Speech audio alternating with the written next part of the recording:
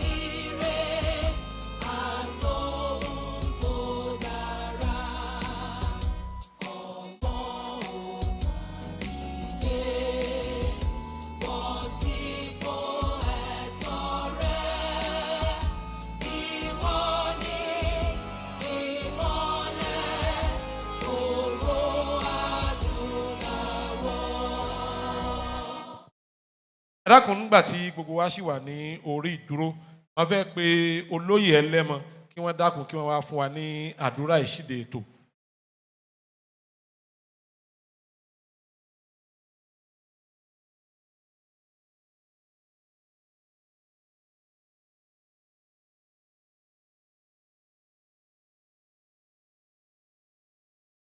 Fún ààbò yín, ìdásí yín lórí gbogbo wa.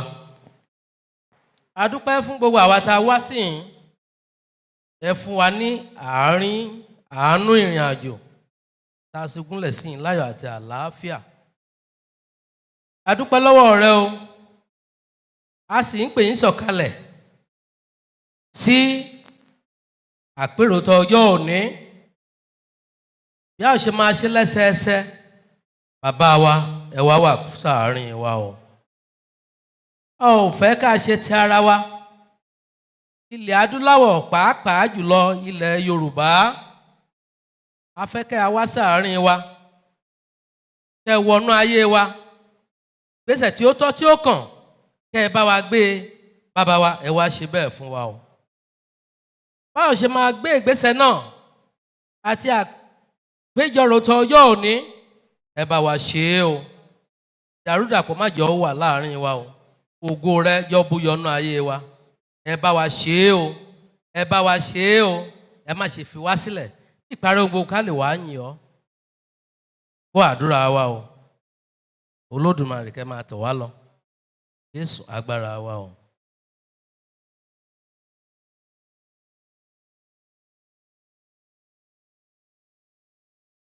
A dúpẹ́ púpọ̀ lọ́wọ́ bàbá olóyè tí wọ́n fún wa ní àdúrà ìṣíde ètò. Ní kúkúrú, a ṣe àfihàn púpọ̀ nínú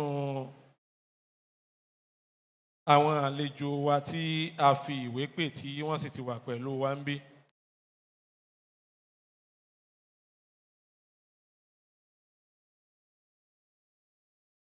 Mo kí olùrànlọ́wọ́ àgbà fún gómìnà ìpínlẹ̀ Ondo lórí ọ̀rọ̀ tó ní í ṣe nípa ìmọ̀ ẹ̀rọ káyélujára tí ẹ̀yin eléèbó ń pè ní Senior Special Assistant to the Governor on ICT. Ọ̀gbẹ́ni Tọ̀mídé Akínrìnbídó, ẹ dákun ẹ bá mi fún wọn látẹ́wọ́.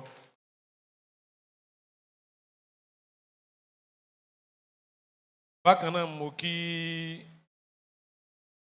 olùrànlọ́wọ́ àgbà fún gómìnà ìpínlẹ̀ Ondo lórí ọ̀rọ̀ ìgbafẹ́ àti àṣà. Senior Special Assistant to Ondo State Governor on Entertainment and Culture. Ọ̀gbẹ́ni Olúwaṣèyí Alẹ́tìlẹ́ tí gbogbo èèyàn mọ̀ sí Ṣèyí lọ. A kí àwọn náà káàbọ̀ sáàrin wa.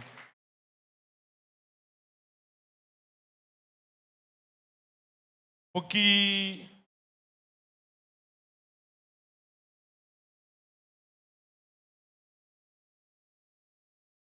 ẹni tí ó wá ṣojú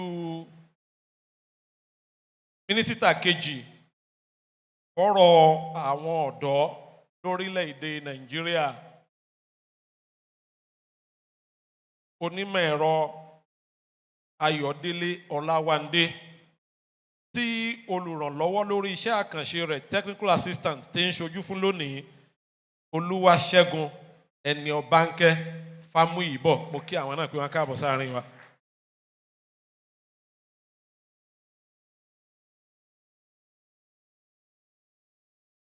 Mo sì kí olùrànlọ́wọ́ àgbà lọ́fíìsì gómìnà ìpínlẹ̀ Èkìtì Ọ̀gbẹ́ni Oyèyẹmí Adéọlá Olúwatóbi. Mo kí àwọn náà pé wọ́n káàbọ̀. Bẹ́ẹ̀ náà mo kí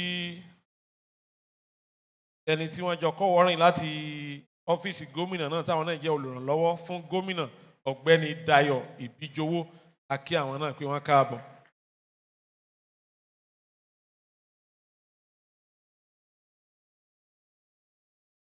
Láyé ìgbà kan kéèbó tó gùnkè wá sọ́dọ̀ wa ń bí, kí nǹkan ó tó dàrú ká tó wá máa fojú egbò tẹ́lẹ̀. Àwọn ṣàkóso ìṣèjọba wà lọ́wọ́ wọn gbà náà. Àwọn ni orí adé láàrin ìlú.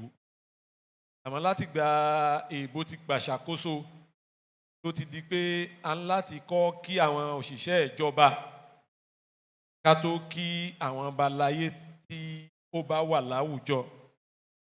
Tí èyí sì jẹ́ ìkan lára àwọn nǹkan tí à ń jà sí gẹ́gẹ́ bí ẹgbẹ́ pé kò yẹ kí èyí ó máa wáyé. Àmọ́ títí di ìgbà tí a jà àjàṣẹ́gun, a ní méjì jù kí a máa tẹ̀lé ìlànà tí wọ́n là kalẹ̀ lọ. Léyìí tí ó mú mi kọjá sí ọ̀dọ̀ ọba aláyé tí ó wà láàrin wa lónìí. Àwọn náà ni ìrálépo ti ìlú Ìsìnkàn ní ìjọba ìbílẹ̀ ìlà oòrùn Àkúrẹ́ nípínlẹ̀ Ondo, ọba Olúgbénga Òjó. Ẹ dákun ẹ bá gbé kábíyèsí o. A kí kábíyèsí pé wọ́n káàbọ̀. Bákan náà la ní ọba aláyé mìíràn tí wọ́n wà láàrin wa àmọ́ tí wọn kò tún sí pẹ̀lú wa náà, tó sì jẹ́ pé òjòyè mẹ́ta àti honorable kan ńlá wọn nìkan gbé dìde pé àwọn ò ní ráyè wá káwọn mẹ́rẹ̀ẹ̀rin ó lọ ṣojú wọn bẹ̀. Lára àwọn tí wọ́n ń ṣojú kábíyèsí yìí, àwọn náà ní kábíyèsí, nǹkan sọ orúkọ kábíyèsí ọ̀hún. Àwọn ní kábíyèsí Olúpẹ̀mẹ̀ ti ìlú Pẹ̀mẹ̀ níjọba ìbílẹ̀ Ọ̀wọ̀, ọba Ebenezer Adésanmí Adéwùmí Ògúnmọ́làṣóyè kejì. Ẹ jẹ́ á pé kábíyèsí o. Lára àwọn tí wọ́n sì ń ṣojú kábíyèsí yìí, àwọn náà ní ọ̀jọ̀gbọ́n fẹ̀yìntì olóyè Amòye Àtẹ̀gùn. Ẹ dákun ẹ bá mi fún bàbá yìí látẹ̀wọ́ bí àwọn ṣe ń jáde bọ̀ níwájú láti wá jókòó níwájú báyìí. Bí àṣà àwọn eléèbó, emeritus professor ní bàbá tí ó darí ikọ̀ tí ó wá ṣojú kábíyèsí Olúpẹ̀mẹ̀ lónìí. Bákan náà la rí retired principal kan náà lára àwọn tí ó wá ṣojú kábíyèsí. Àwọn náà ni bàbá tí wọ́n fún aládùúrà ìṣíde ètò lẹ́ẹ̀kan, olóyè Ẹlẹ́mọ. A kí wọn náà pé wọ́n káàbọ̀. Ọ̀gá ilé ẹ̀kọ́ gíga tí ó ti fẹ̀yìntì ni àwọn náà.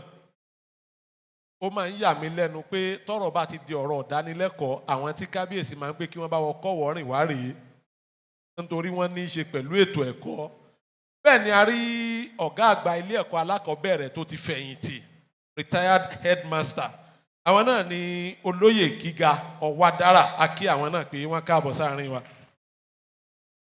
Ṣé ẹ rí i pé kábíyèsí tó kó pé wọ́n mú kan láti ilé ẹ̀kọ́ alákọ̀ọ́bẹ̀rẹ̀, wọ́n mú kan láti girama, wọ́n sì mú ọ̀jọ̀gbọ́n kan náà tó ti fẹ̀yìntì nílé ẹ̀kọ́ gíga ibi tí Ifá fi ẹ̀kọ́ tìtì akí wọn pé wọ́n káàbọ̀. Bẹ́ẹ̀ náà ni Honourable Bọ̀dé Animaṣàun tí ó bá wọn kọ́wọ́ rìn wá akí wọn pé wọ́n káàbọ̀. Lára àwọn olùrànlọ́wọ́ pàtàkì sí gómìnà ìpínlẹ̀ Ondo nù akí wọn pé wọ́n ṣe ohun tí wọ́n wà pẹ̀lú wa. Lára àwọn àlejò wa pàtàkì lónìí, àwọn náà ni ẹni tí ó jẹ́ adarí fún àjọ tí ń rí sí ìgbélárugẹ okòòwò kéékèèké àti ọjà alábọ́dé tí àwọn eléèbó ń pè ní Small and Medium Enterprises Development Agency ẹ̀ka ti ìpínlẹ̀ Èkìtì tí wọ́n ń ṣojú ọ̀gá àgbà pátápátá nílùú Àbújá ọ̀gbẹ́ni Ayédùn akí wọn pé wọ́n káàbọ̀ sáàrin wa, ẹ kú jókòó látẹ̀ẹ̀kan.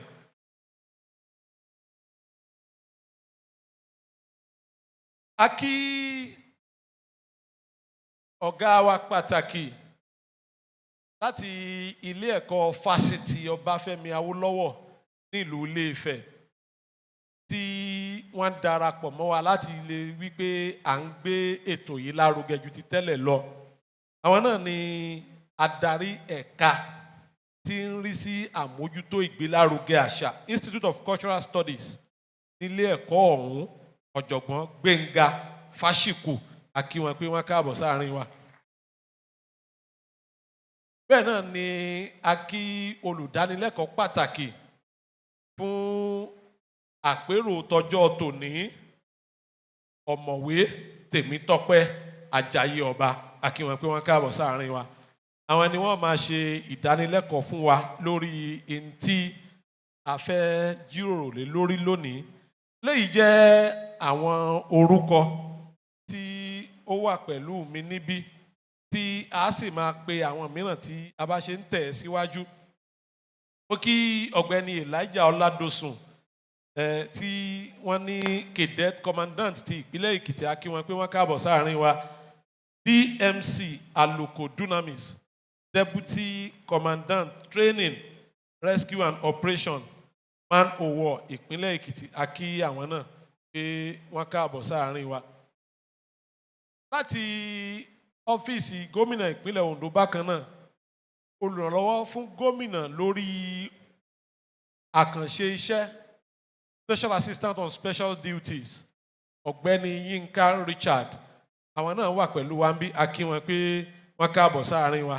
Ẹ dákun ẹ jẹ́ kí a fún àwọn náà ní àtẹ́wọ́. A sì kí gbogbo àwọn òṣìṣẹ́ láti ọ́fíìsì igbákejì gómìnà ìpínlẹ̀ Ondo tí wọ́n wà pẹ̀lú wa ń bí. A fi ọ̀gbẹ́ni Bùsáyọ̀ Akíndúró tí wọ́n jẹ́ adarí ìṣètò àti ìlànà Chief of Protocol lọ́fíìsì igbákejì gómìnà. A lò wọ́n láti fi kí gbogbo àwọn tí wọ́n wá láti ọ́fíìsì igbákejì gómìnà ìpínlẹ̀ Ondo pé wọ́n kú àdúrótì wọ́n sì ṣe tí wọ́n bá wa péjú pésẹ̀ síbí. A kí gbogbo àwọn tí ẹgbẹ́ yìí yóò tún yẹ sí lónìí gẹ́gẹ́ bí ojúlówó ọmọlúwàbí tí ó ń ṣe ìgbélárugẹ àṣà àti ìṣe tí wọ́n sì kà wọ́n kún ẹni tí à ń fún ní àmì ẹ̀yẹ fún ipa tí wọ́n ń kó ní ìdàgbàsókè ilẹ̀ Oòduà. Gbogbo yín pátá ńlá kí pé ẹ káàbọ̀ sórí ìjókòó. Mo lo olóyè Akíndélé Ọbaṣèlú ti ìlú Òdìgbò gẹ́gẹ́ bí àmì láti kí gbogbo àwọn alámì ẹ̀yẹ tòní. Gbogbo yín pátápátá ńlá kí pé ẹ káàbọ̀, a sì dúpẹ́ fún àtìlẹ́yìn tí ẹ̀ ń ṣe fún ẹgbẹ́ yìí àti ilẹ̀ Oòduà lápapọ̀. Mo kí gbogbo àwọn akẹ́kọ̀ọ́ tí wọ́n wà láàrin wa pátápátá, gbogbo wọn pátápátá ni mo kí. Greatest Nigerian students. Mo sì kí gbogbo àwọn ọ̀dọ́ tí wọ́n wà láàrin wa náà. Greatest Nigerian youth. Build the youth. Gbogbo yín ńlá kí. A sì kí àwọn àgùnbánirọ̀ tí wọ́n wà pẹ̀lú wa náà. Gbogbo yín tí ẹ̀ ń gùn lọ́wọ́ báyìí ẹ̀ ń gùn láyọ̀ ẹ̀ sọ̀ láyọ̀ náà o. Kọ́pá wí o. Thank you very much. A kí gbogbo yín pátá. Gbogbo àwa tí mi wá mọ bí tí mo abẹ́ sọ̀rí tí mo lè pín wá sí. Ẹ jẹ́ kí a ṣe báyìí. A kí gbogbo ọkùnrin tí ó wà ní inú gbọ̀ngàn ìpàdé yìí. A sì kí gbogbo obìnrin tí ó wà níbí. Àdúrà mi ni pé bá a ṣe débí láyọ̀ náà la padà sílé wa láyọ̀ àti àlàáfíà. Ẹni tá a dágbére fún kò ní mọ bí tí a lọ ń pata burú. Ẹ ṣeun. Láì gbára wa lákòókò tó pọ̀ jù nítorí tí ẹ bá wò ọjọ́ tí ń rebi àná òòrùn sì ń rebi àtiwọ̀. Pàápàá jùlọ àwọn tí wọ́n wá láti ọ̀nà jíjìn réré tí wọ́n ó sì padà sí àwọn ààyè tí wọ́n ti wá. Ní kíákíá a máa pe ẹni tí ó jẹ́ ààrẹ fún ẹgbẹ́ Oodua Youth Coalition, ọ̀gbẹ́ni Táyọ̀ Akíntádé Olúyì, kí wọ́n wá fún wa ní ọ̀rọ̀ ìkíni káàbọ̀ ààrẹ tí ẹ̀yin eléèbó ń pè ní President's Welcome Address. Ẹ dákun jẹ́ kí a fún ààrẹ ẹgbẹ́ Oodua látẹ̀wọ́ bí ṣe ń bọ̀ láti wá ka ọ̀rọ̀ ìkíni káàbọ̀ tirẹ̀. Ẹ dákun jẹ́ ká fún ààrẹ látẹ̀wọ́ nítorí Ọlọ́run. A lè ṣe jù báyìí lọ.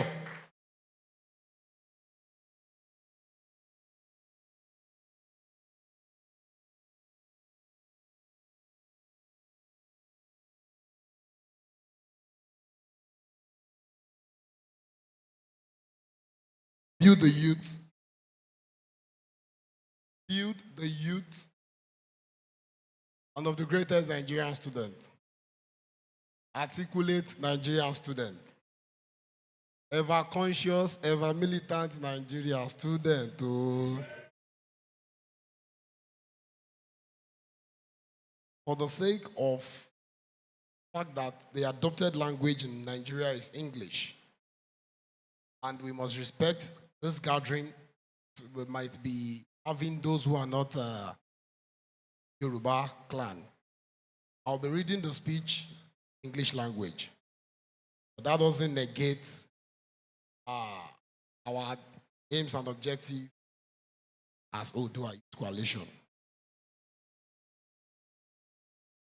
Speech delivered by Ogbeni Oluwatayo Akintade B, National President Oodua Youth Coalition, at the 7th edition of our annual public lecture on October 2nd, 2024, tagged Ekiti 4.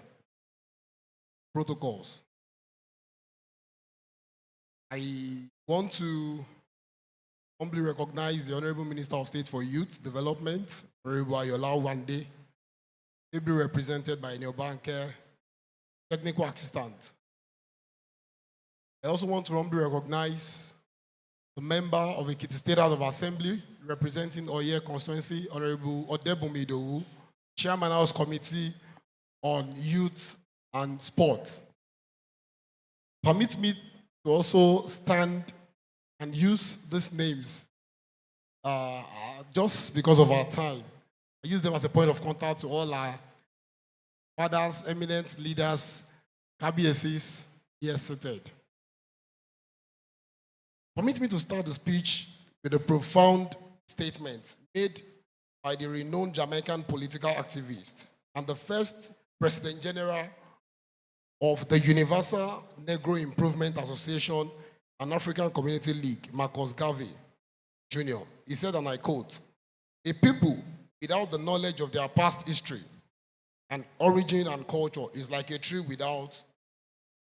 8 years ago, out of the growing concern that the defining attributes and most treasured assets are culture, as a people was at risk of going into extinction due to the growing influence of Western culture and education, we conceived the idea that bettered what we have today, the Oodua Youth Coalition.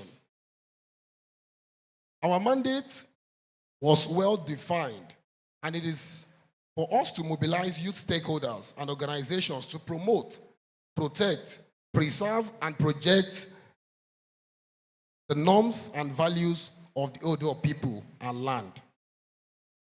As a means to live up to the goal of igniting the interest of our youth population and next generation in our cultural undertakings, we have engaged in numerous social projects and advocacies that prove to provide insight and education into who and what we are as a people. For instance, we backed the creation of Southwestern Security Network, codenamed Amotekun. Not limited to that alone, we have been actively involved in the campaign against the drug abuse among our teenagers and young ones, discouraging political apathy while advocating for the participation of people in the electioneering process. Relentless campaign against domestic violence and sundry issues of national importance. Our penchant for tapping from the wealth of knowledge of the older generation to achieve our mandate bettered the idea of the public lecture, a forum where we invite prominent Yoruba sons and daughters who have made their marks and notable change agents in the Oodua project. Professor Igbekele Ajibefun, former Vice Chancellor Adekunle Ajasin University, was our pioneer guest speaker in 2018 when we held it in Akure.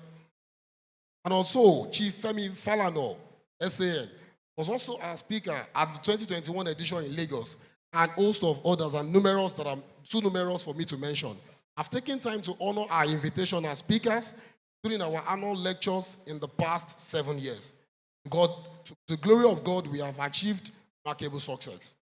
Like every other editions, this year's edition comes with a special peg that highlights our progress over the years.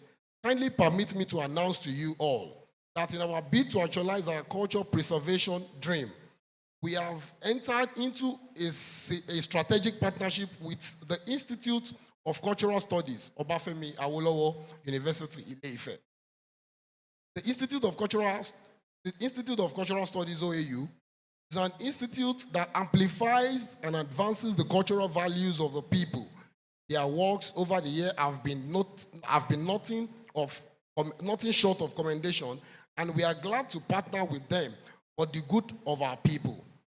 Within the few months of partnership, we have been exposed to over 4 sections that promote our aims and objectives as a group. We are dynamic youths of Yoruba extraction who share the belief of President Nelson Mandela, who, when he posited that our rich cultural heritage has a profound power, help build our nation and the dynamism of time. We understand how changes in time, discovery, science, technology, and all can affect the position of our culture and its sustenance. And that is why we have chosen to discuss the importance of the sustenance of our culture with a carefully crafted prodding theme. Teaching and learning of science in Yoruba are visible. Information asset that the Chinese teaches in their Mandarin language in their schools, and statistics has shown that the conveyance of knowledge in local languages proved to be more effective than the borrowed language. This year's edition will discuss the possibility of having science taught in Yoruba in our schools and how effective that can be as a means to assess to wise counsel and support in advancing the mandate of the association. We find it imperative to identify with men and women of substance of Yoruba extraction who have distinguished and carved an integrity-laced name for themselves with their service to humanity over the years. I would like to expend my sincere appreciation to everyone who believes in the mandate we hold and has been supporting our works since inception. Special appreciation to our traditional rulers, here seated, and those in absentia, especially the Kabiesi or Nirisha, who is our grand patron. and the Institute of Cultural Studies, Obafemi Awolowo University, Ile-Ife, for accepting to partner with us in the work that we can do, in the work that we do as we move forward as a group. On the final note, I want to especially appreciate God Almighty. He's the author and the finisher of our faith, who had made this day possible, has made our activities so far possible. My team members, the entire national escorts of the organization, and our members in totality. My darling wife, Olami, and my beautiful daughters, for their wonderful support in all through the traversing that I've also been engaged in the last 7 years, for their wonderful support. I also want to extend my sincere appreciation to our invited guest from the governor of Ondo State, who is here unavoidably absent, the Minister of State for Youth, who is also unavoidably absent, and all other invited guests that are here. The Speaker of Ekiti State, who has sent his delegation, who is our keynote speaker, want to send our sincere appreciation. I also want to sincerely appreciate the Senior Special Assistant, the Governor of Ondo State on ICT, the Senior Special Assistant to the Governor of Ondo State on Culture and Entertainment, our guest speaker, Dr. Temitope Ajayoba, the Director of Institute of Cultural Studies, Professor Benga Vashiku, Kabiesi Olupemo Vukpeme, represented by the Council of Chiefs, Kabiesi Aralepo of Iralepo Iseko, and the DG Smedan, represented by the Smedan Director in Ekiti State, and all of our patrons and awardees that are here present today, who out of their love for the Yoruba culture honored us with your presence. As I draw this speech to a close, I wish us all a fruitful and happy deliberation. Oodua Agbewa, long live Yoruba youth, long live Federal Republic of Nigeria. Thank you very much.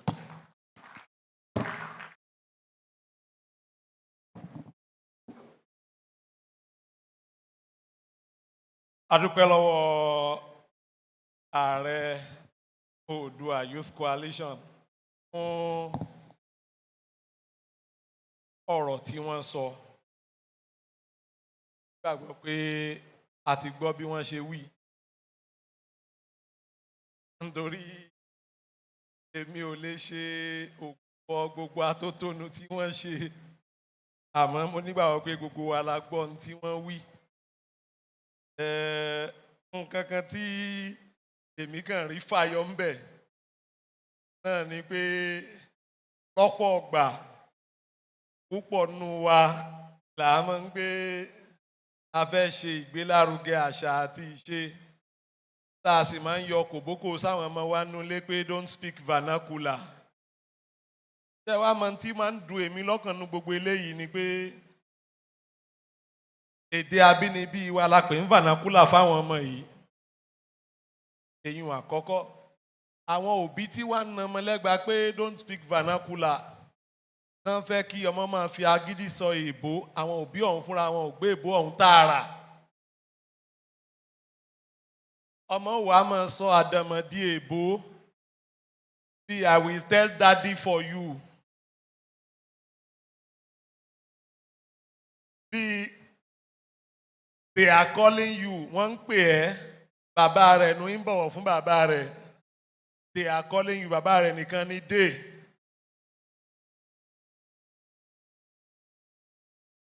Tí ó sì yí ọ̀pọ̀lọpọ̀ nínú wa ni pé tí a bá fi àyè gba àwọn ọmọ yìí kí wọ́n kọ́ èdè abínibí kí ó yé wọn yékéyéké àti yí sí èdè mìíràn yóò rọrùn fún wọn dáadáa àti gbọ́ èdè mìíràn yóò sì yé wọn ju bó ṣe yẹ kí ó yé wọn lọ.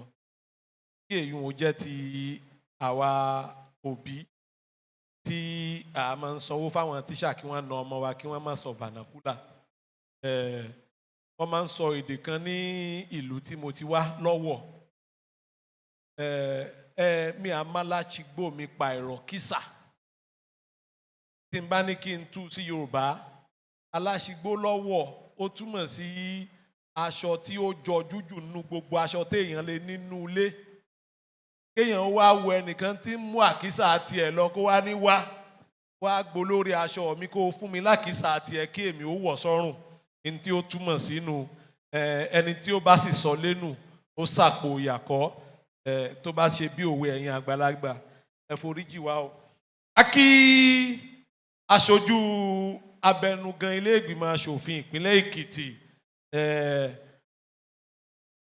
Honorable àgbà Adéoyè Stephen Aribasoye tí alága ìgbìmọ̀ tẹ̀ẹ́kótó lórí ọ̀rọ̀ àmójútó ilé Chairman House Committee on House Services Honorable Bọ̀dé Adéoyè tí wọ́n ń ṣojú fún akínyìn pé ẹ káàbọ̀ sà ẹ ṣeun tí ẹ darapọ̀ mọ́ ẹ dákun ẹ bá wa fún wa látẹ̀wọ́ ẹ ṣeun ẹ ṣe tí ẹ darapọ̀ mọ́ wa.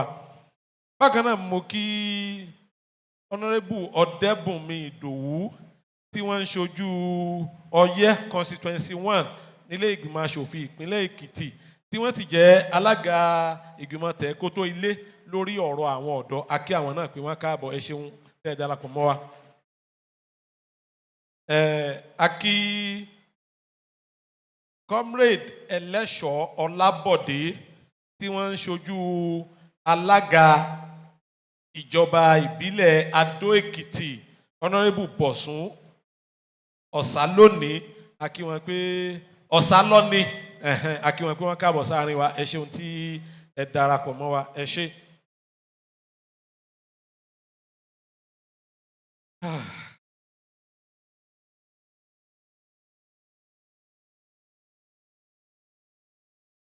Ntí wọ́n fi tó mi létí ni pé ẹni tí ń ṣojú gómìnà ìpínlẹ̀ Ondo níbi ètò yìí lónìí pé wọ́n ti dé sáàrin wa ẹ retí àwọn amúgbálẹ́gbẹ̀ẹ́ gómìnà tí wọ́n ń pera wọn tí wọ́n ń yínra wọn lẹ́ẹ̀kan náà pé ọ̀gá wa ti dé ẹjẹ́ àlọ́ tò lẹ́nu ọ̀nà ẹ̀yin Yorùbá náà lẹ pé ọ̀gá ń bọ̀ ní pọmọṣẹ́ kọ́lọ́n sáà máa sọ wa ọ̀gá ń bọ̀ ní pa wa tí ìbá ṣe pé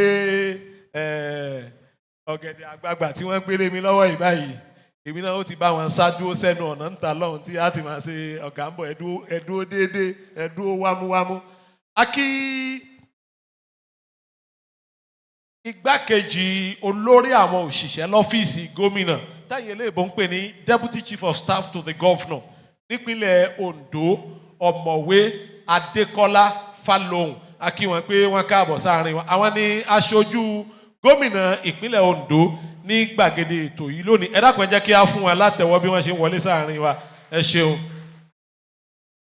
Àwọn ni igbákejì adarí àwọn òṣìṣẹ́ pátápátá lọ́fíìsì gómìnà the Deputy Chief of Staff tí ń túmọ̀ sí pé gbogbo àwa tí à ń jẹ́ òṣìṣẹ́ lọ́fíìsì gómìnà abẹ́ wọn pátápátá ni a wà. Bẹ́ẹ̀ náà ni a kí ọ̀gbẹ́ni John Paul Akíndúró tí wọ́n jẹ́ agbẹnusọ fún igbákejì gómìnà ìpínlẹ̀ Ondo àwọn náà wà bí spokesperson to the Ondo State Deputy Governor wọ́n wà lára àwọn tí wọ́n bá Deputy Chief of Staff kọ́ wọ́ọ́rìn wá a kí wọn pé wọ́n káàbọ̀ àwọn náà wọ́n ṣe ohun tí wọ́n wà láàrin wa bóyá torí pé ààrẹ ẹgbẹ́ Oòduà jẹ́ ọmọ ìpínlẹ̀ Ondo ni àbí bóyá torí pé ó jẹ́ òṣìṣẹ́ lọ́fíìsì gómìnà ìpínlẹ̀ Ondo ní gbogbo àwọn èèyàn wọ̀nyí fi kóra wọn láti ìpínlẹ̀ Ondo. Mo ń wo lára àwọn amúgbálẹ́gbẹ̀ẹ́ gómìnà ìpínlẹ̀ Ondo náà tí ó jẹ́ olùrànlọ́wọ́ àgbà fún gómìnà lórí ìṣàwárí àti àkọsílẹ̀ arábìnrin Ẹwàtómilọ́lá Ẹ̀míọlá Owóẹ̀yẹ akí àwọn náà pé wọ́n káàbọ̀ sáàrin wa Senior Special Assistant to Ondo State Governor on Research and Documentation akí wọn pé wọ́n káàbọ̀. Nǹkan kan yà lẹ́nu lẹ́ẹ̀kan nígbà tí mo ní àwárí àti àkọsílẹ̀ wá wojú ẹni tí ń bẹ lẹ́gbẹ̀ẹ́ rẹ̀ pé ṣé ìtumọ̀ research and documentation nu ọ̀mọ̀wé Aríbasóyè wọ́n máa bá wa ṣe àlàyé ní kíkún nígbà tí ọ̀rọ̀ bá kàn wọ́n bóyá mo rí wí àbí ìrí wí àmọ́ tó bá jẹ́ pé wọ́n ní ohun tí mo wí pé ó tọ́ tómi dákun tá a bá ti ń padà sákúrẹ́ kó o mọ̀ pé o jẹ mí lówó pé mo jẹ́ kó o mọ ipò rẹ lédè Yorùbá ẹ ṣeun. Ní báyìí á pè ẹni tí ó jẹ́ alága ètò tòní àwọn náà ni mínísítà kejì ọ̀rọ̀ àwọn ọ̀dọ́ lórílẹ̀‐èdè Nàìjíríà ọ̀dọ́kùnrin Ayọ̀ Ọláwándé Wisdom léyìí tí olùrànlọ́wọ́ lórí ọ̀rọ̀ iṣẹ́ àkànṣe lọ́fíìsì rẹ̀ ti ń ṣojú fún láti sọ ọ̀rọ̀ ìṣíde ètò alága tí a mọ̀ sí chairman's opening remarks. Ẹ dákun ẹ jẹ́ kí a fún wọn látẹ̀wọ́. Ẹ ṣeun.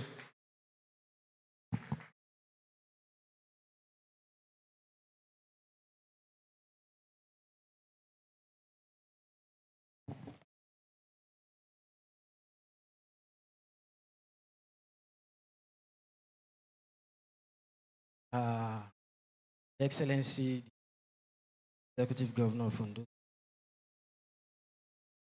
represent Deputy Chief Government of Excellency, Working Governor of Chair, also of KBS, various SSC government functionaries that are here. Really welcome you to this august occasion. Name is Honorable Famuyiba Oodua, Technical Assistant, the Honorable Minister of State, Youth Development, Honorable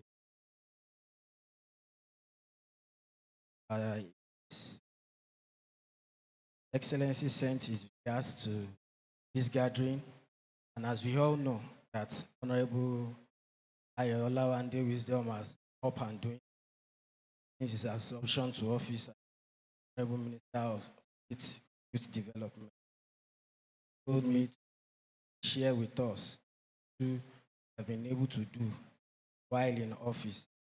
Also said he should encourage us to always keep up with all government initiative for development under the leadership of our working president, Excellency Bola Ahmed, and also to be informed that all these initiatives and programs that we still rolling out from government coffers are plenty.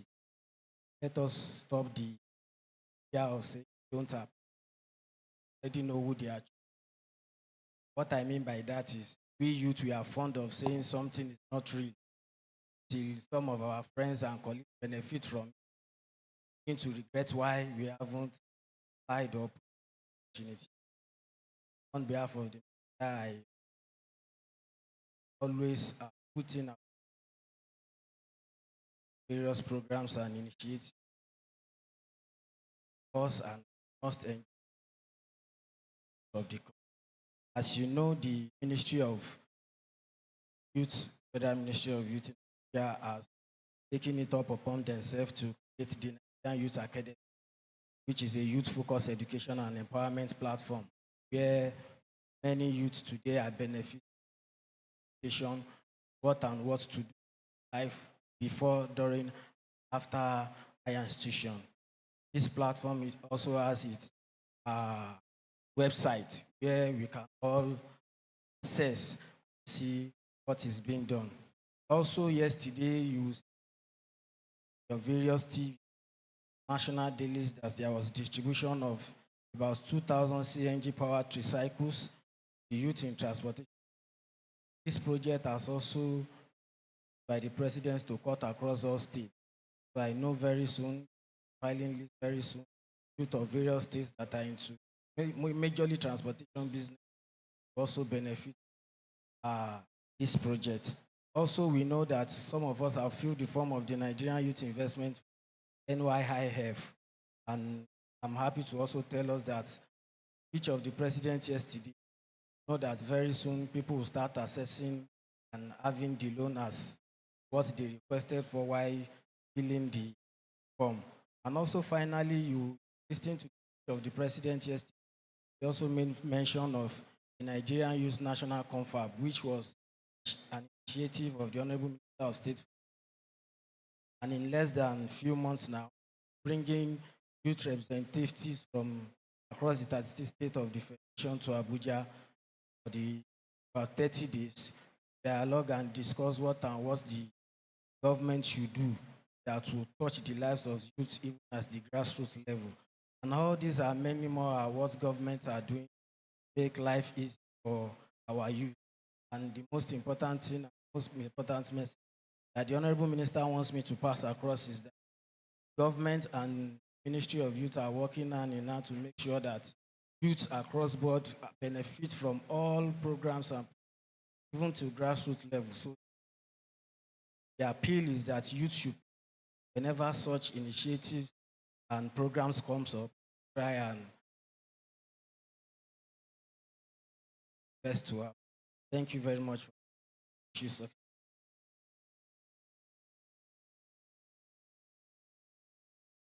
A dúpẹ́ lọ́wọ́ aṣojú mínísítà wa fún ọ̀rọ̀ tí wọ́n bá wa sọ. Ní kíákíá, a ṣe àfihàn àwọn adarí ẹgbẹ́ tí wọ́n pe àpéjọ yìí lónìí. Wọ́n ń ṣe àkójọ àwọn orúkọ ọ̀hún látẹ̀ẹ̀kan ni kò jẹ́ kí a ti kọjá lọ ọbẹ̀. Gbogbo wa láti mọ ọ̀gbẹ́ni Táyọ̀ Olúyì tí ó jẹ́ ààrẹ ẹgbẹ́ nítorí wọ́n ti bá wa sọ̀rọ̀ lẹ́ẹ̀kan. A kí akọ̀wé àgbà ẹgbẹ́ yìí ọ̀gbẹ́ni Ọláoyè Abọ́lájí, a kí wọn pé wọ́n káàbọ̀ sáàrin wa. Bẹ́ẹ̀ náà la kí ẹni tí ó jẹ́ adarí ẹgbẹ́ náà ní ìpínlẹ̀ Èkó, Jeremiah Adéyẹ, a kí wọn pé wọ́n káàbọ̀ sáàrin wa. A kí ọ̀gbẹ́ni Fádọrọ̀ Olúṣẹ́gun tí ó jẹ́ adarí ẹgbẹ́ ní ìpínlẹ̀ Ọ̀ṣun, a kí àwọn náà pé wọ́n káàbọ̀. A kí Ṣèyí Ògúndípẹ̀, adarí ẹgbẹ́ ní ìpínlẹ̀ Oǹdó, a kí àwọn náà pé wọ́n káàbọ̀. Bẹ́ẹ̀ náà la kí ẹni tí ó jẹ́ olùgbàlejò wa lónìí, àwọn náà ni adarí ẹgbẹ́ ní ìpínlẹ̀ Èkìtì tá a wà yìí, Olúwatósìn Ayọ̀mídé, a kí àwọn náà pé wọ́n káàbọ̀. Ẹ rí i pé nínú gbogbo àwọn tí a dárúkọ nìkan ló dágbádá bolẹ̀ nínú wọn. A kí adarí ẹgbẹ́ Ondo State Youth Network tí ó wà pẹ̀lú wa ń bí, Afẹ́ Adégbóyèga, a kí wọn pé wọ́n kú jókòó. A kí Bámigbóyè Olúwadámilọ́lá tí ó jẹ́ alukoro ẹgbẹ́ NANS ní ìwọ̀ oòrùn gúúsù orílẹ̀-èdè Nàìjíríà, a kí wọn pé wọ́n káàbọ̀.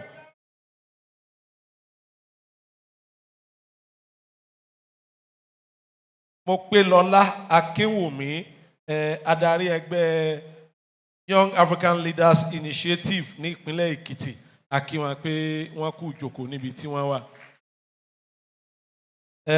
Onílé owó BA, ààrẹ àwọn akẹ́kọ̀ọ́ ní FESU, a kí àwọn náà pé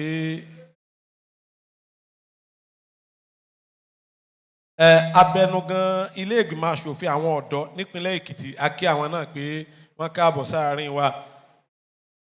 Alága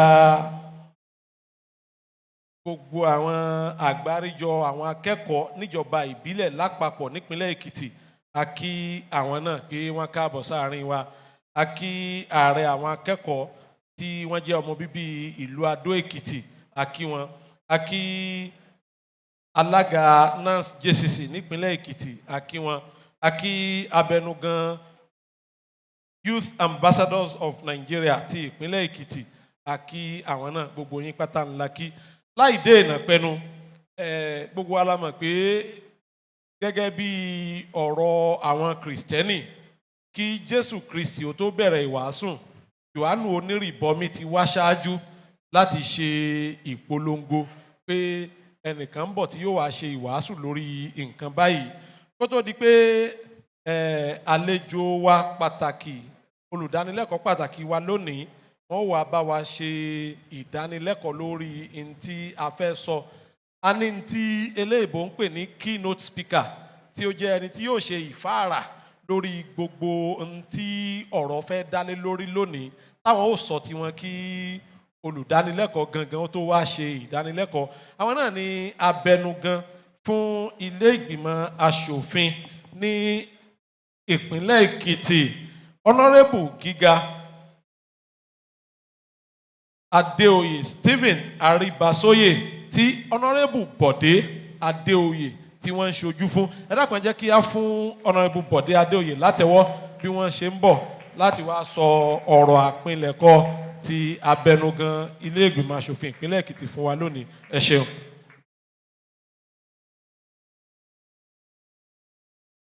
Kí gbogbo wa ó sì máa gbáradì ní kété tí keynote speaker wa bá ti sọ ọ̀rọ̀ tiwọn tán ni à ń kọjá lọ ìdánilẹ́kọ̀ọ́ ọ̀hún gangan. Ẹ ṣeun.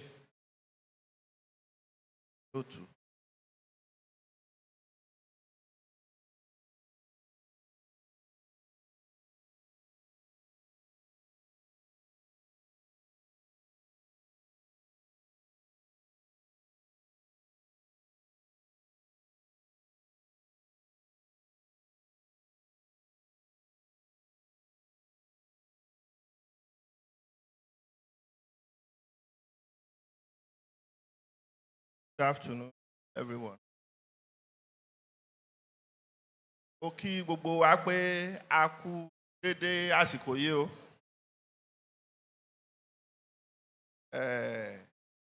Gẹ́gẹ́ bí ètò ti tèní, èdè abínibí wa ló yẹ ká sọ.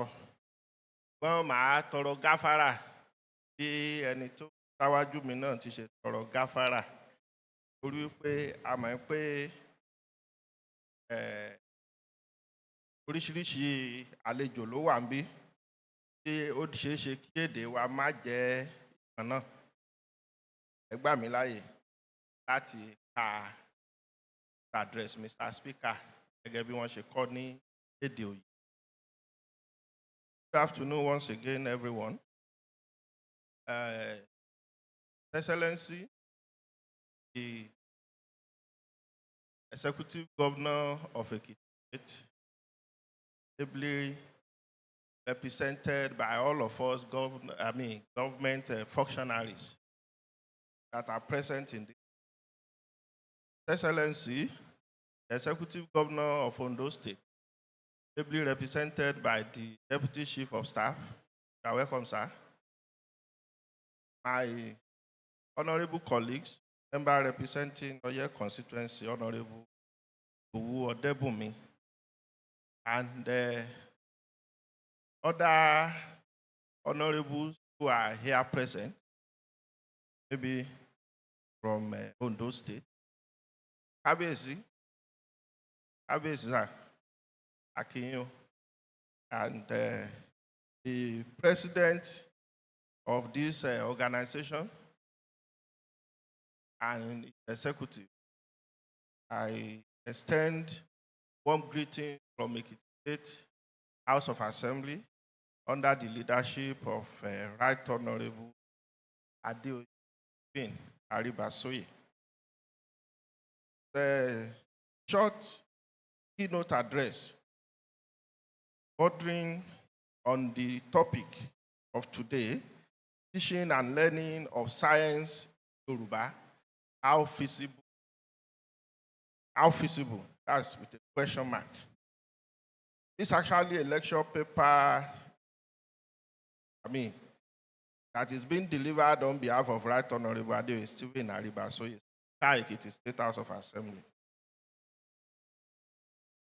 Ladies and gentlemen, it is a profound honor to address you today on a topic that holds immense significance for our educational system and the future of our children. Teaching and learning of science, Yoruba, how feasible.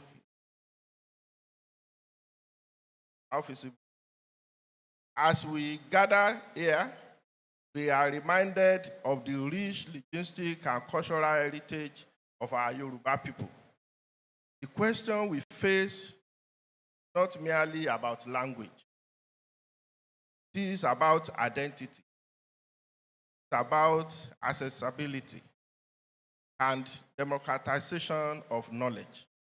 Language shapes our understanding of the world, and it is crucial that we can enhance learning outcomes and foster a deeper connection to our cultural identity.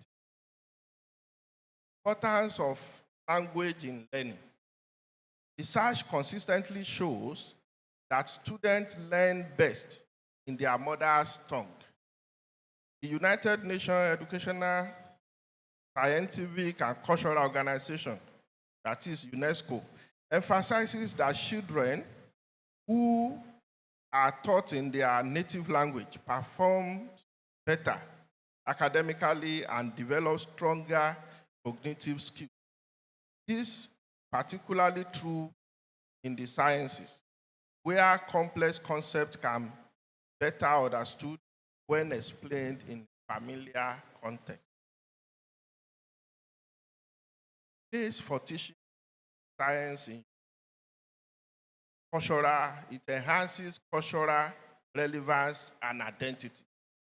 Teaching science in Yoruba not only preserves our language, but also enhances cultural relevance.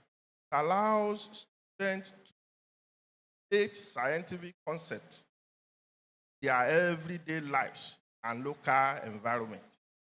For instance, understanding ecosystem can be enriched by discussing local flora and fauna, Yoruba terms, making the learning experience more relatable and more engaging. That is, in express those scientific terms very deep and in the very deep language, our own mother tongue, more relatable and it's understandable by everyone. We also have improved comprehension and engagement. When students learn in their mother tongue, they are more likely to grab complex scientific ideas. Concepts that may seem abstract in nature can become tangible when explained. Can lead to participation and engagement in the classroom, fostering love for science from an early age. Earlier, before I came here, day being Wednesday, usually last speaking session or plenary in the State House of Assembly. And this has been a practice, like it is over time. This, we believe, apart from also showcasing our rich cultural heritage, also goes a long way to enable our audience, or maybe in a classroom, to understand the very exact meaning of some terms, both at the parliamentary level or scientific terms in classroom. So, Yoruba, going back to our language, also advance our progress towards technological development.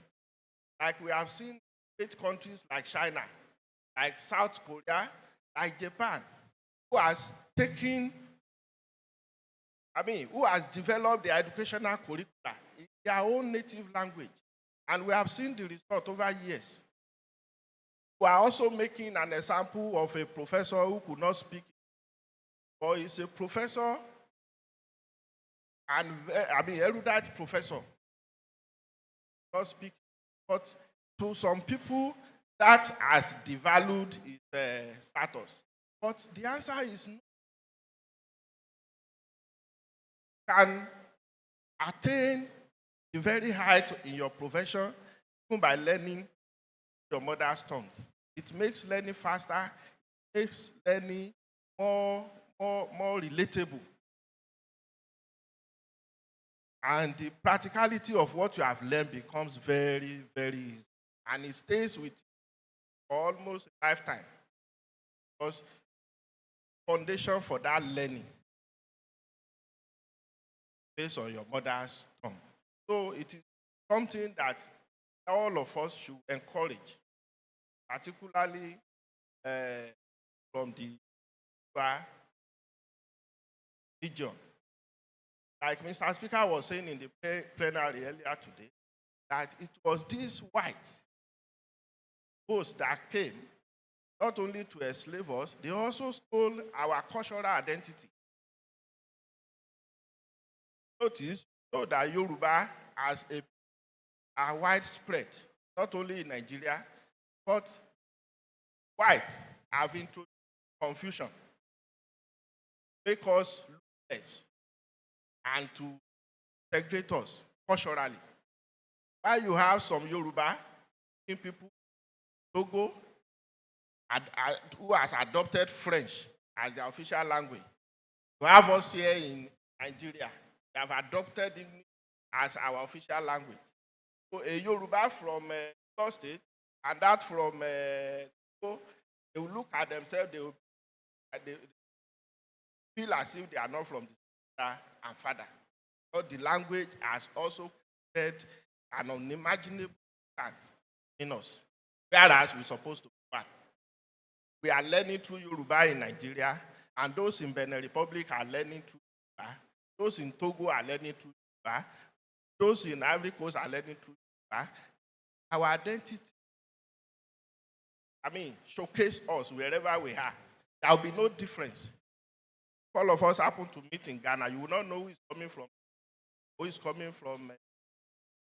So, a very good step. Advocacy can start from this arena. And Mr. Speaker, there's seriously alignment idea. He's also talking about empowering educators and bridging knowledge gap.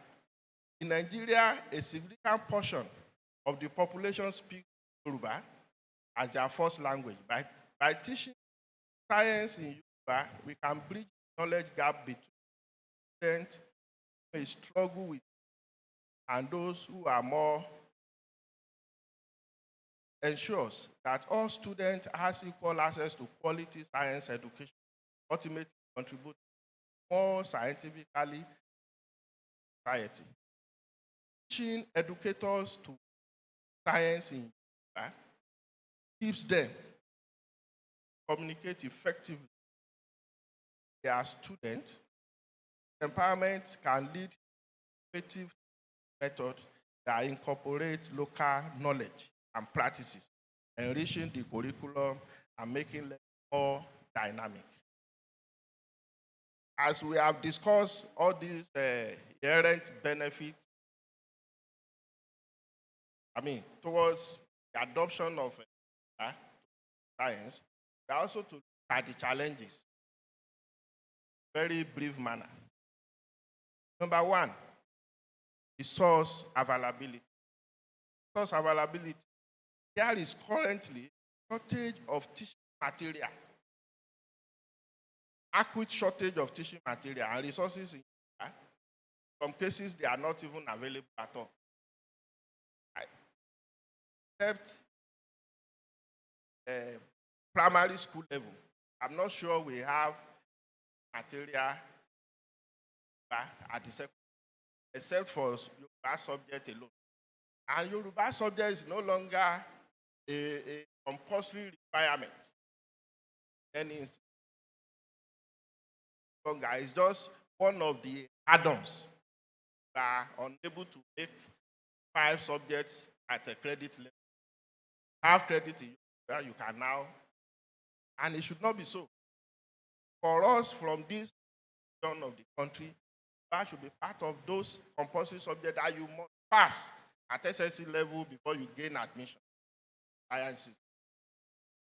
So the challenge here is how to now train those who are to train. Because currently there is acute shortage. Those who are professionals in this, and good look at that has to be taken. When we have enough resource materials, resource person, documentation, textbooks, Yoruba, makes the job easier and even more desirable. Then, also talking of a curriculum development, the existing science curriculum needs adapted, a great Yoruba language requires collaboration, language experts, scientists, educators, parents, and effective. What I've just us to gather with, understand the nitty-gritty language, think about literature that are well written, bad translation, science, still understanding of. He's also talking about collaborative effort to establish partnership between government bodies, educational institutions, and community organizations to develop bilingual material and resources, engaging local linguists, scientists, and educators, so that material produced are both accurate and orally relevant. Training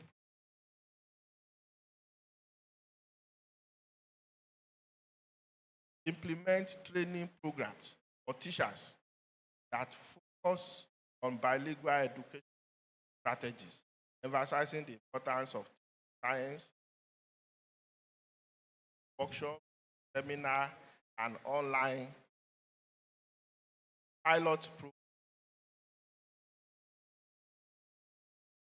State pilot program in selected schools.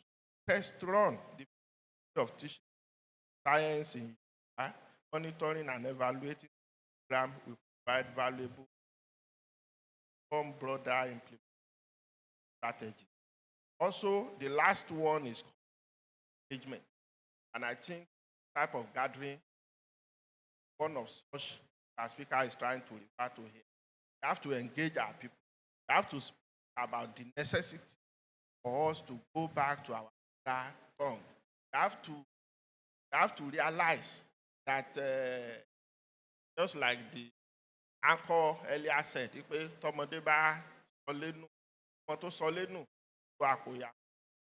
to go back to our culture. We have to value our heritage. Then in conclusion, teaching and learning of science in Yoruba is not just a possibility.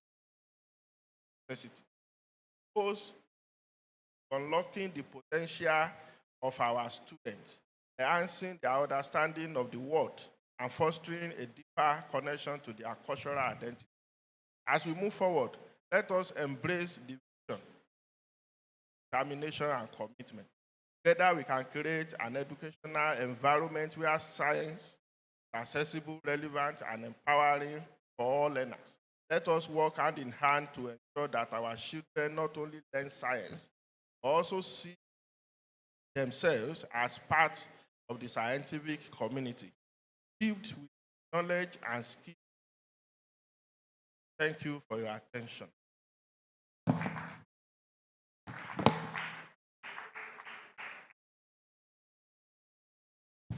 A dúpẹ́ púpọ̀ lọ́wọ́ aṣojú abẹnugan ilé ìgbìmọ̀ aṣòfin ìpínlẹ̀ Èkìtì.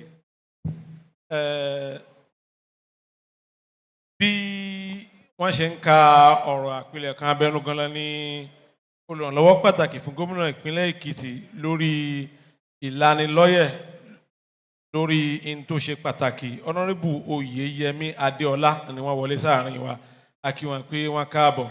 Bákan náà la kí olùrànlọ́wọ́ àgbà fún gómìnà lórí ìbáraẹnisọ̀rọ̀ lọ́nà tó ṣe kókó Adébímpé Fájuyì, a kí àwọn náà pé wọ́n káàbọ̀ sáàrin wa. Láì dé ìnàpẹnu, a ó pe olùdánilẹ́kọ̀ọ́ fún tòní nítorí látẹ̀ẹ̀kan tí wọ́n ti jókòó mo ti rí tí wọ́n fẹ́ sọ̀rọ̀ lé lórí tí ti ń tawọ́ tasẹ̀ níkùn wọn, wọ́n á tún bojú wojú ìwé báyìí, wọ́n á tún ní òkè jẹ́ ń ṣàfikún eléyìí, jẹ́ ń ṣàfikún eléyìí. Gbogbo ẹ̀ náà tí a fẹ́ sọ̀rọ̀ lé lórí òun náà ni kíkọ àti kíkà ẹ̀kọ́ sáyẹ́ǹsì lédè àbínibí ilẹ̀ Oòduà. Ǹjẹ́ èyí tiẹ̀ ṣeé ṣe? Ẹni tí wọ́n sì fẹ́ dá wa lẹ́kọ̀ọ́ àwọn náà ni ọ̀mọ̀wé Tèmítọ́pẹ́ Ajayi Ọba láti ilé ẹ̀kọ́ fásitì Ọbáfẹ́mi Awólọ́wọ̀ nílùú Ilé Ifẹ̀. Ẹ dákun ẹ jẹ́ kí a fún wa látẹ̀wọ́ bí wọ́n ṣe ń jáde bọ̀. Ẹ ṣeun.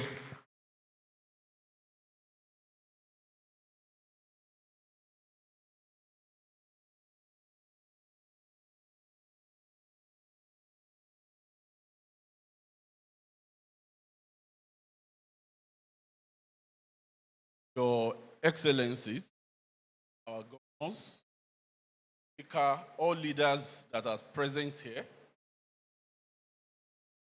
Kábíyèsí o, àwọn ìjòyè tó wà níbí, ọkùnrin àti obìnrin, mo kí wa káàsán o, mo lẹ́ káàsán o, ẹ gbà mí láàyè díẹ̀ láti ṣe ìfáàrà díẹ̀ tó bẹ̀rẹ̀ ẹ̀kọ́ mi. Ní ọjọ́ 23 ọjà September 23rd, a wà níbi ìdánilẹ́kọ̀ọ́ kan báyìí náà tí àjọ kan ṣe ní Ifẹ̀ tí a fi ń ṣe parí ogun fíríjì. Ọjọ́ yẹn ló pé ọdún 130 years. Wọ́n kọwọ́ bọ ìwé àdéhùn pé ogun parí ilẹ̀ Yorùbá. Ó ṣẹlẹ̀ ní ọdún 606 lé ní 1886 wáyé. Ní ibẹ̀ yẹn mo láǹfààní lábẹ́ ọ̀gá wa ní Institute of Cultural Studies, Professor Gbénga Fásìkù, tí àwọn gan jẹ́ the Prince of Ìkọ̀lé Èkìtì. Ẹ bá ń pàtẹ́wọ́ fún ọmọ ọba ni wọ́n.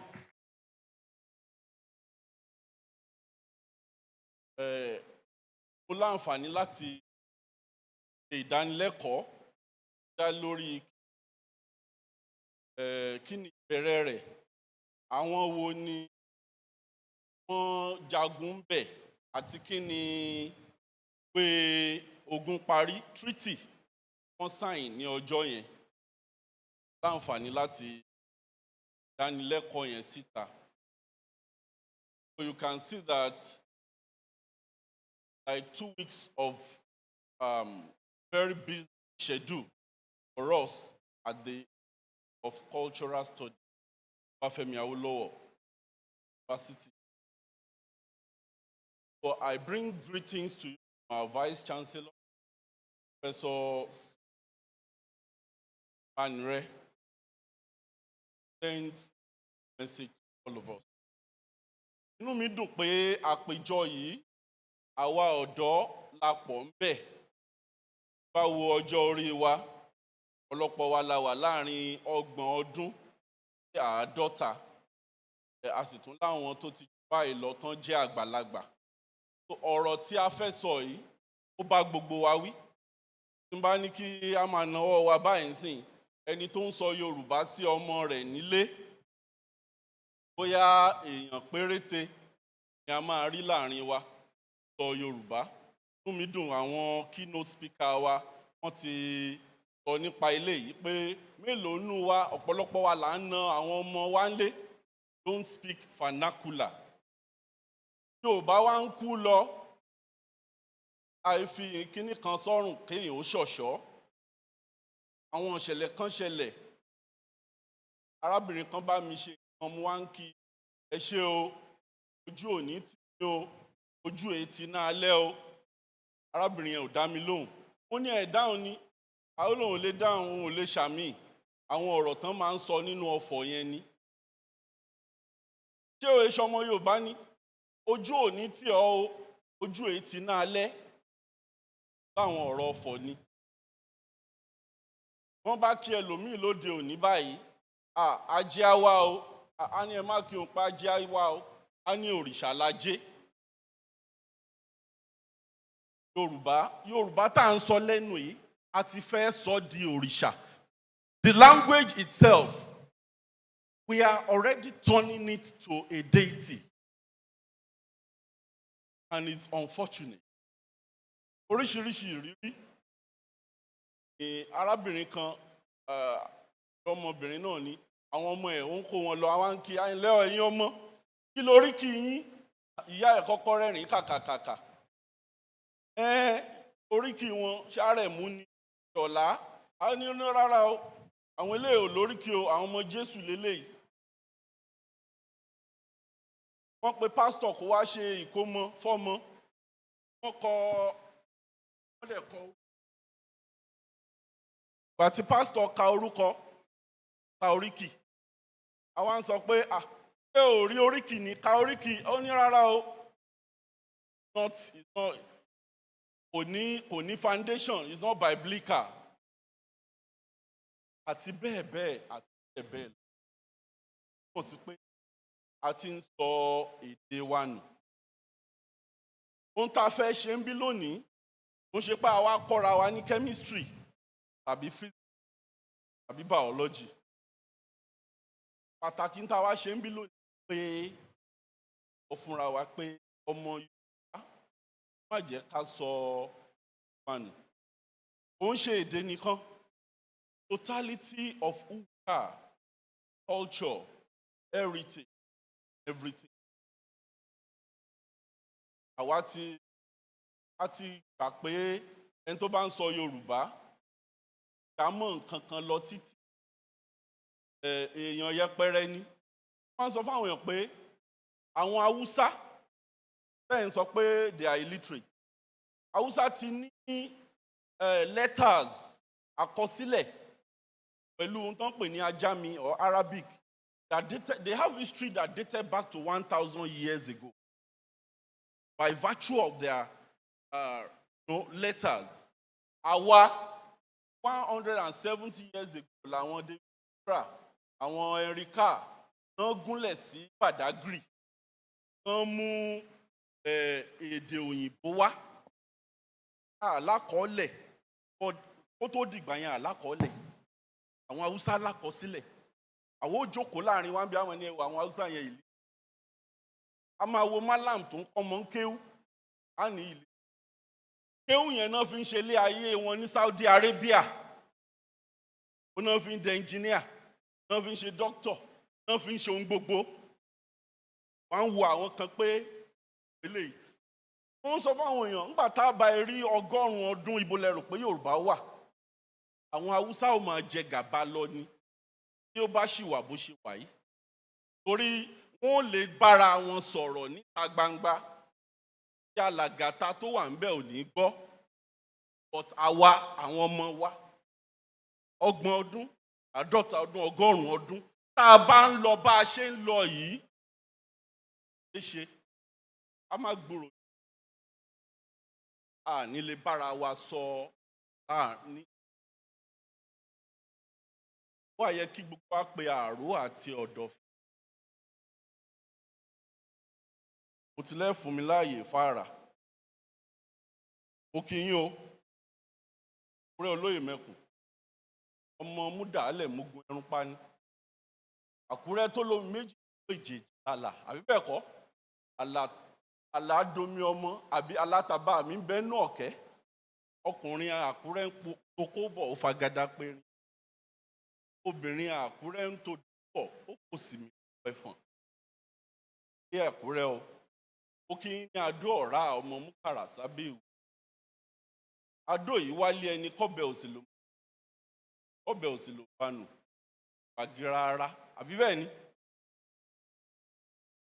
Èdè Ìdànrè mẹ́ẹ̀nẹ́rù ní àtọmọ ajá méjì. Ilẹ̀ Olújẹ́ Ọ̀jẹ̀fọ̀n wọ́n gbé ń jáwọ́ erin. Òkèyìn lòǹdó ọmọ múlà méjì.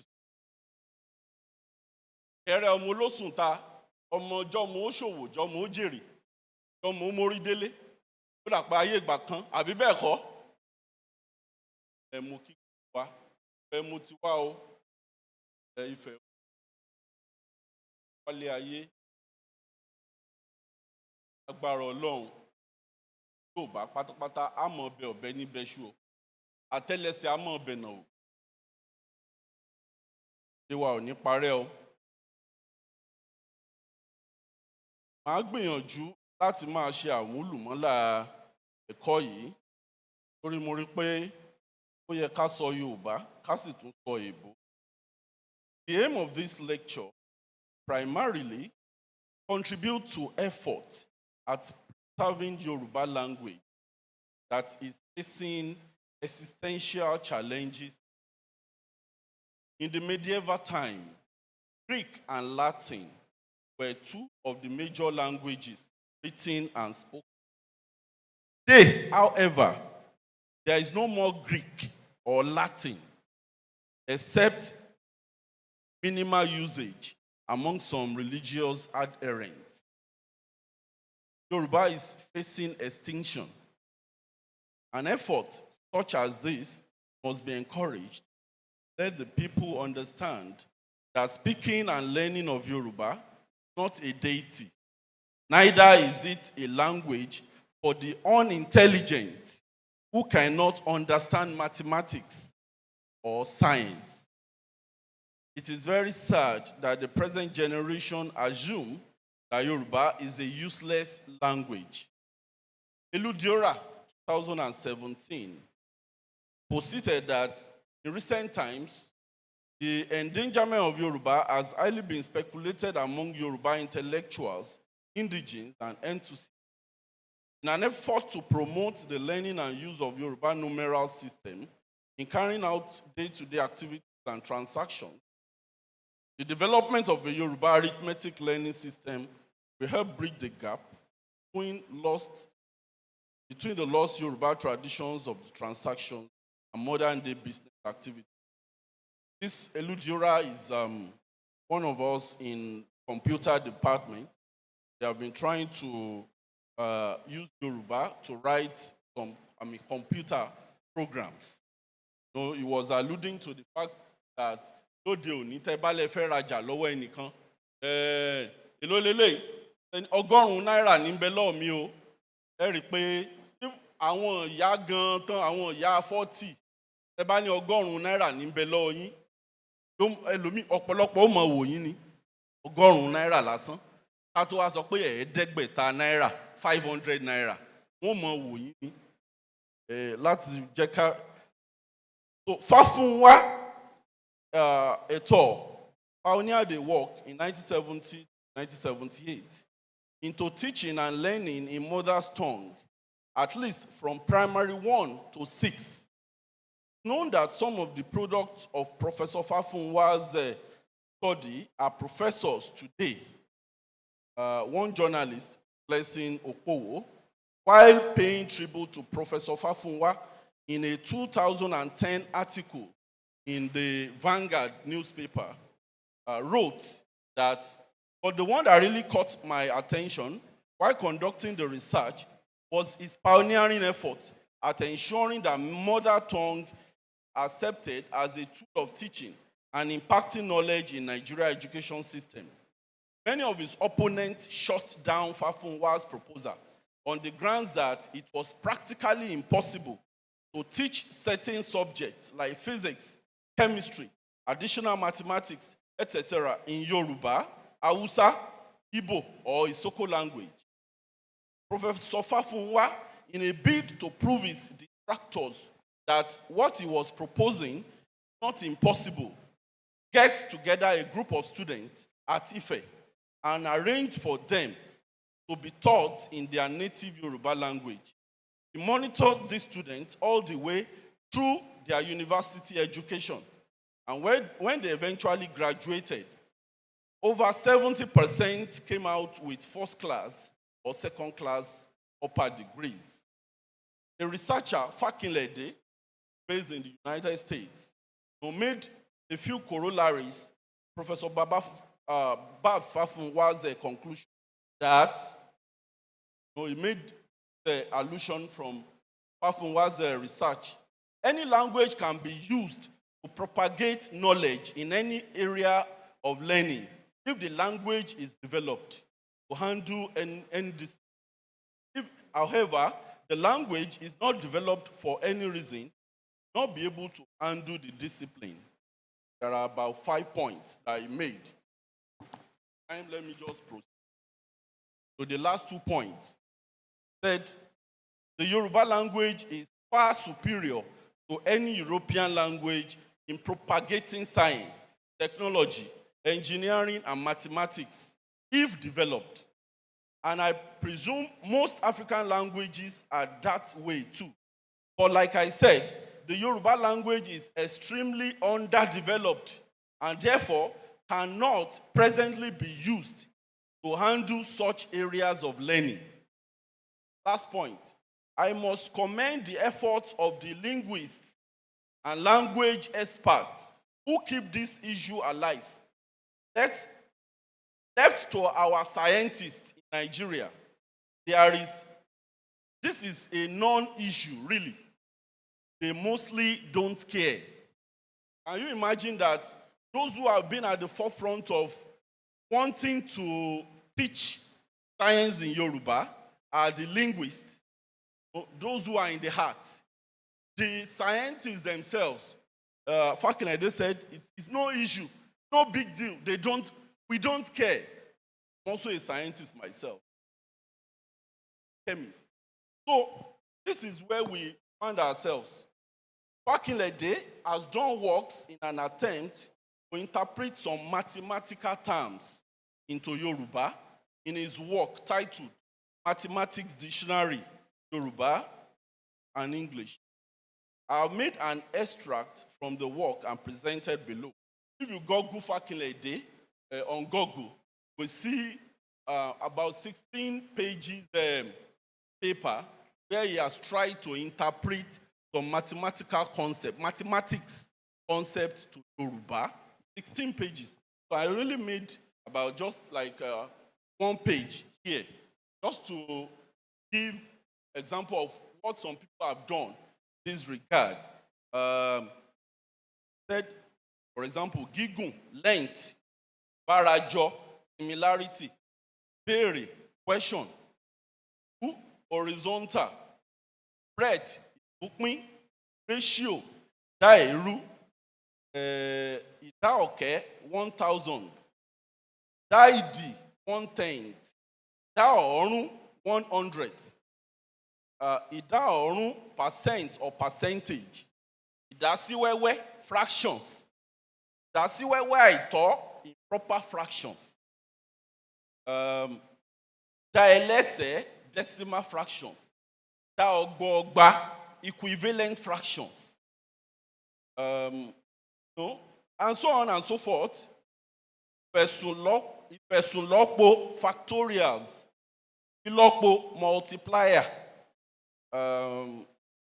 triangle, you call it àdó, òdòmí, àdó, isosceles triangle, àdó ayakata, obtuse angle triangle, àdó onígun fífẹ̀.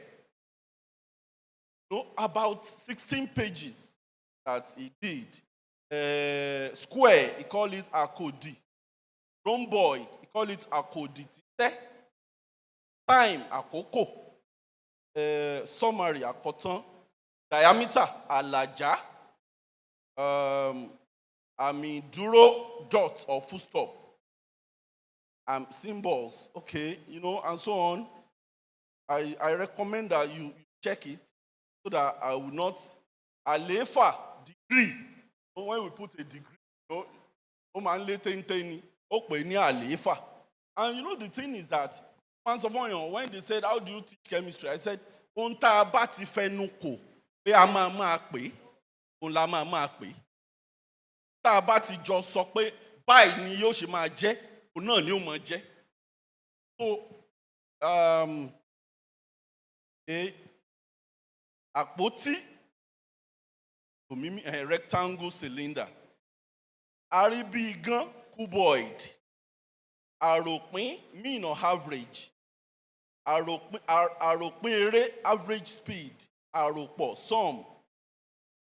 Ìlà ìfà, graphs. So and so on. 6 pages. 16 pages mathematics Yoruba, concept to Yoruba. You can check it back in the day on Google. You will see. So, while researching this lecture, I found the work of Taufik Adebayo, PhD student at that time, in linguistics at the Tulane University, United States of America. Now an assistant professor in linguistics at the California State University. His work on the Science in Yoruba project The Science in Yoruba project has two main goals. The first goal is to translate a basic science textbook from English to Yoruba. Taofeek Adebayo collaborated with Oyetayo Babalola, Samuel Jegede, Samuel Awelewa, and Eri Ife Mofoluwawo, who were graduate students at the University of Ibadan, specializing in Yoruba, linguistics, microbiology, physics, and chemistry, respectively. They were able to translate then Africa's Basic Science 1 into Yoruba. They also translated a newer version of the textbook. Now, this is what, so this is a linguist. Was able to collaborate then with the University of Ibadan. And then they gathered some students at Aberdeen College, where they taught about 237 students for 4 months with the aid of the outreach materials provided to the project by the chemistry department at Tulane Chemistry Department at UI. Some of the outcomes they have identified are that, one, the project helped some students distinguish between science and folk science. 2, increase the students' classroom participation. And 3, improved the students in science. Many other people have also worked. Now, my own case study, I wanted to use 2 case studies. Fortunately, as I was going to step up, because I have some that I want to project, I was told that the projector not functioning. So when I wrote here, topic, force of gravity. That's the topic in physics. Force of gravity. Mo pè ní ipa gravity or pull of gravity. Òǹfà gravity. So what is gravity? The force that attracts any two objects that has mass, called gravitational force. Kí ni ìdí tó jẹ́ pé lálá tó ròkè lẹ̀ ló ń bọ̀? Kí ni ìdí tó jẹ́ pé tá a bá ju abẹ̀bẹ̀ sókè ní gbàgbà, ìpẹlẹbẹ ni ó fi lélẹ̀? Kí ni ìdí tó jẹ́ pé ẹ̀fúùfù lẹ̀lẹ̀ gbé nǹkan pé? Kí ni ìdí tó jẹ́ pé igbó ti jù tó máa ń gba òwú ọ̀gùn gúnran? Ipa gravity, tàbí ká sọ pé òǹfà gravity. Gbogbo abáṣe ohun gbogbo tó wà lókè èèpẹ̀ ló ń fa ara wọn, gẹ́gẹ́ bí ọkàn ọkọ àti ìyàwó ṣe ń fàmọ́ra wọn. Nígbà tí òǹfà magnet tó ń fa nǹkan, bẹ́ẹ̀ ni gbogbo wa tá a wà ń bí para wa. Ẹ̀ ń fa ẹni tó wà lẹ́gbẹ̀ẹ́ yín. Ara mi ń fa fáànù yìí. Fáànù ń fa speaker. À ń fara wa mọ́ra. Ohun gbogbo tó wà lókè èèpẹ̀. Àwọn atẹ́gùn tẹ́ ń wò yìí, forces of attraction ó wà láàrin atẹ́gùn, àbí? Àwọn tó bá ṣe science, àbí bẹ́ẹ̀ kọ́? Even the gas, they are attracting themselves. Everything attracts. Àmọ́ òǹfà ilẹ̀ ó ń fa ohun gbogbo tó wà lórí ẹ̀ tá a pè ní force of gravity. Kò jẹ́ ká mọ̀ pé à ń attract ara wa. Àbí bẹ́ẹ̀ kọ́? Attraction nìyẹn. Àmọ́ òǹfà ilẹ̀ ó ń fa ohun gbogbo tó wà lórí rẹ̀. Kò jẹ́ ká mọ̀ pé à ń fara wa. Òǹfà ilẹ̀ yẹn là ń pè ní pull of, is the force of gravity. Òǹfà wà láàrin ara méjì, láàrin ayé àti òṣùpá, wọ́n ń fara wọn. Fífà tí ayé àti òṣùpá ń fara wọn, òun ló jẹ́ kí omi òkun tó máa ṣe kí ni? Ó máa ru ocean waves. Torí pé ayé àti òṣùpá wọ́n ń ṣe kí ni? Wọ́n ń fara wọn mọ́ra. Òun ló jẹ́ kí omi òkun kó máa ru. Òun ló mú ọkọ̀ tó jẹ́ pé ó wà lórí òkè téńté tí ó fi máa lọ sísàlẹ̀, even nígbà tẹ́ ẹ̀ bá gbé ẹsẹ̀ lé, ó máa lọ gẹ̀rẹ̀rẹ̀rẹ̀rẹ̀. Báwọn ọmọ bá lọ ṣe jangilófà tán gbà lórí òkè, kí ni wọ́n ṣe? Kí wọ́n ṣe? Lálá tó ròkè lẹ̀ ló ń bọ̀. Ipa gravity, force of gravity nínú physics. Ọ̀rẹ́ mi kan ó nígbà tó ń kọ́ àwọn ọmọ ní mathematics lẹ́kọ̀ọ́ nígbà tó fẹ́ dojúrú minus times plus yé wọn minus times minus tó yé wọn dáadáa ó lóun wá sọ pé ó dáa ọ̀tá rẹ ọ̀tá ọ̀rẹ́ rẹ ọ̀tá ọ̀rẹ́ rẹ báwo ló ṣe jẹ́ sí wọ ọ̀tá ọ̀rẹ́ rẹ kí ni ọ̀tá rẹ ní minus times plus is what minus ọ̀tá ni minus àbí ọ̀rẹ́ ni plus ọ̀tá ọ̀rẹ́ rẹ your ọ̀tá is minus àbí ọ̀tá ọ̀rẹ́ rẹ kí ló jẹ́ sí ẹ plus times plus plus ọ̀tá rẹ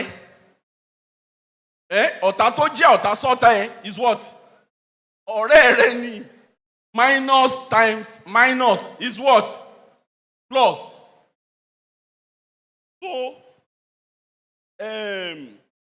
ohun tá a fẹ́ fàyọ gẹ́gẹ́ bí mo ṣe sọ òun ṣe pé a fẹ́ kọ́ mathematics òun ṣe pé a fẹ́ kọ́ physics tàbí chemistry wọ́n á fẹ́ sọ pàápàá jùlọ fáwọn ìyá wa tó jókòó yìí àwọn ìyá àwọn young women torí mo rí pé ó dàbí ẹni pé àwọn gan ni ṣe dáadáa unfortunately àwa ọkùnrin tá a jẹ́ ọkọ ńlé a gbé ẹsẹ̀ wa lélẹ̀ we are not putting our feet down the young woman doesn't want her children to come to a gathering while others are speaking English other children are speaking English our own children are not speaking English so she insists that you must speak English at home. Nígbà tí mo ti fẹ́ ìyàwó mi ni mo ti sọ fún pé kò sí èbó ńlé wa ìsí èbó ńlé wa o kò sí n tó ń jẹ́ òyìnbó nílé wa Yorùbá ni mo ti sanwó èbó ní skul tí mo ti rán àwọn ọmọ yẹn lọ jẹ́ kán lọ mọ́ bá ń kọ́ wọn léèbó ń bẹ̀ and they are not lagging behind academically. So the real issue that we are tackling, and you know, some people think that without speaking English to the children, they cannot be intelligent enough to become doctor, to become engineer. So what can we do to help the society, to help our language?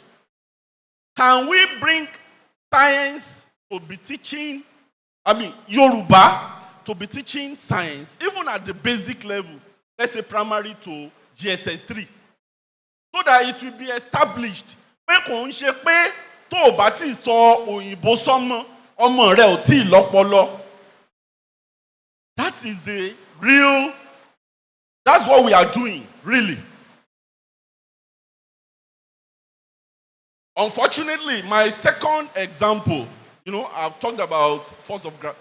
My second example would have been the elements. Àwọn èròjà, àwọn àlùmọ́nì tí Ọlọ́run dá sílé ayé. As of today, we have 118 elements.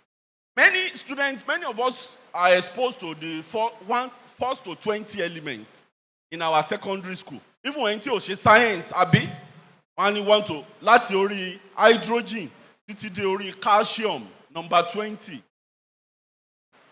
That is the basis of chemistry.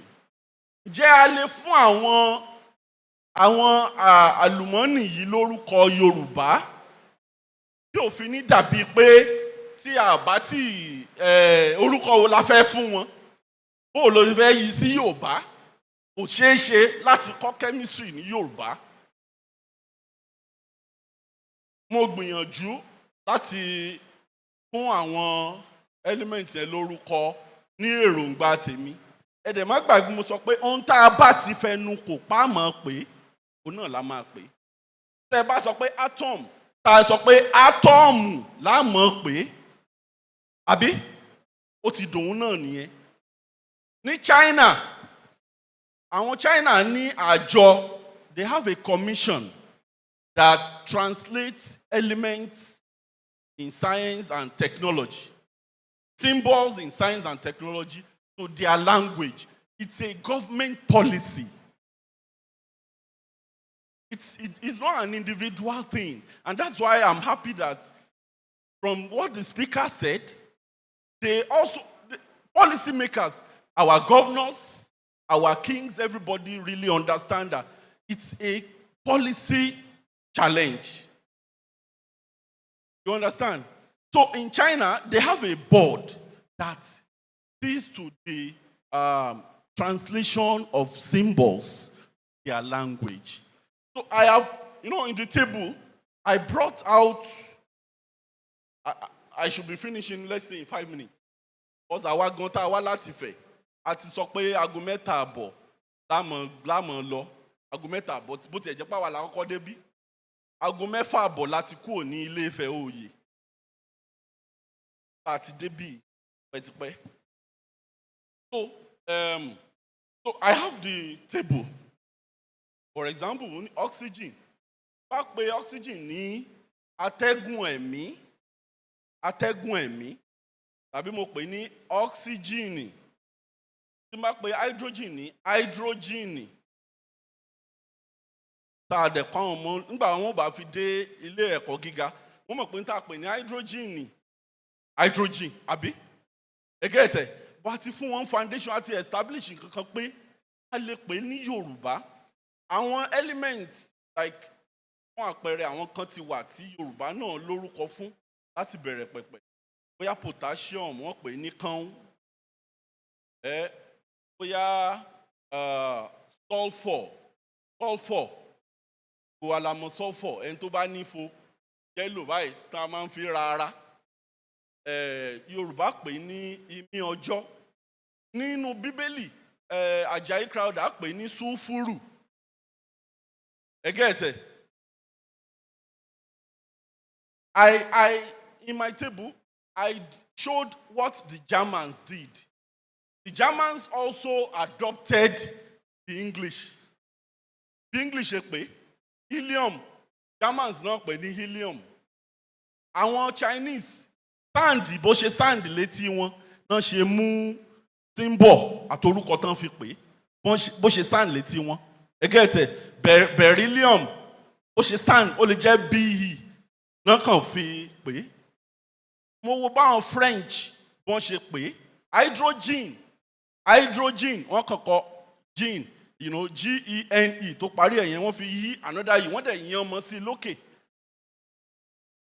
Bọ́n ṣe lọ nìyẹn.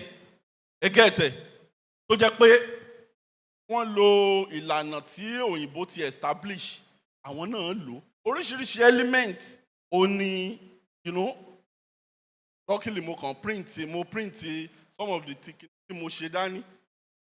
So oríṣiríṣi chlorine, neon ó ní ẹlẹ́ẹ̀kẹwàá, neon, sodium bóyá Yorùbá ń pè ní soda láti ìgbà pípẹ́ wá. Aluminium ó ní element ẹlẹ́ẹ̀kẹtàlá. Yorùbá máa pè ní alu tàbí ayọ́ tàbí bẹ̀lẹ̀jẹ́. Let's get phosphorus, a lè pè ní phosphorus. Meanwhile, so mo propose pé a lè pè lórúkọ. Kò sí bàbàrà ń bẹ̀. Níta bá ti jọ fẹnu kò pé a máa pè la máa pè. Nígbà tí mo wá ń wo Tánẹ̀ gẹ́gẹ́ bí mo ṣe sọ fún yín, mo wá rí pé Taofiki Adébáyọ̀ olójú wà ní ìlú Èbó tó gbé project kan kalẹ̀ ní UI Aberdeen. Òun náà ti propose fún àwọn elementi tá à ń sọ yìí 118. Kí ló pe hydrogen ní tiẹ̀ number 1 ó pè ní olú omi. Bí ò bá sì sí hydrogen àti oxygen tí mo pè ní atẹ́gùn ẹ̀mí, àwọn méjèèjì tán bá darapọ̀ òun ló di omi H2O, àbí? Ó pè ní olú omi.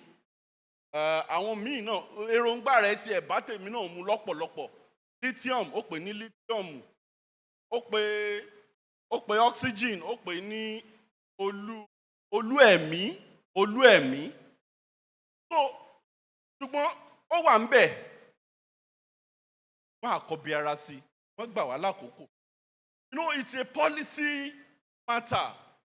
Àwọn gómìnà wa ní ìwọ̀ oòrùn jẹ́ àti ẹ̀rọ̀pọ̀ ìjà àròpọ̀ yẹ ká gbìyànjú lórí àwọn ìyá wa yìí. Ọmọ mi dókítà mo fẹ́ ó ṣe o, ẹnjìníà mo fẹ́ ó ṣe o, ẹ má sọ Yorùbá sáwọn ọmọ mi o. Sùkúù ló máa ọmọ rẹ lọ, sùkúù tán ti ń sọ Yorùbá, ó mú wọn lọ bí wọ́n ti ń ṣèbó. Ta wà lénìí rè o, ibo la máa wà ní 100 ọdún. Àwọn Haúsá àwa ń sọ pé they are illiterate, they are illiterate. Kò sí nǹkan kan tó ń jẹ́ illiterate nínú Haúsá o. Wọ́n ti ń parí o, màá parí ní ìṣẹ́jú 3. Tó ń jẹ́ illiterate o. Mo ní bí ọmọ bá ṣe Arabic ní Kano, ẹ dá iléeṣẹ́ lẹ̀ tí ó jẹ́ pé bóyá iléeṣẹ́ cotton ni kí ó ń ṣiṣẹ́ ń bẹ̀ lọ rẹpẹtẹ. Ṣé certificate tó oní òfin ṣiṣẹ́ ń iléeṣẹ́ cotton? You know, one way or the other, don't let us carry it on our head. If the person who doesn't speak English, the lesser human being. No. Tó bá yẹ lẹ́yìn pé èbó gan Gẹ̀ẹ́sì nìkan tó ń sọ English. Ṣé wọ́n ń sọ English ní Italy ni? Ṣé wọ́n ń sọ ní France? Ṣé wọ́n ń sọ ní Germany? Ẹ má jẹ́ kí Yorùbá ó sọnù. Ẹ̀yin policy maker wà ń bí ẹ dákun.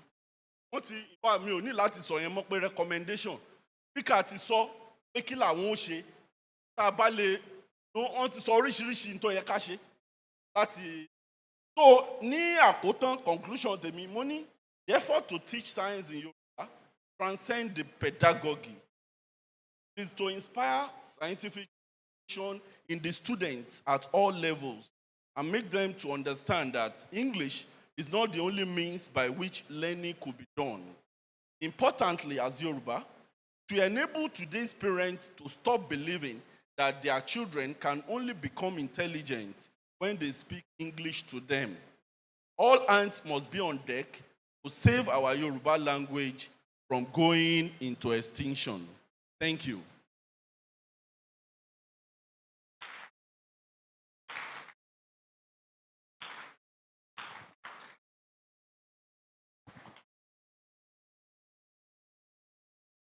Mo nígbàgbọ́ pé gbogbo wa la nífẹ̀ẹ́ sí ìdánilẹ́kọ̀ọ́ tí ọ̀mọ̀wé Aríbasóyè iṣẹ́ ẹ̀ ṣe tán.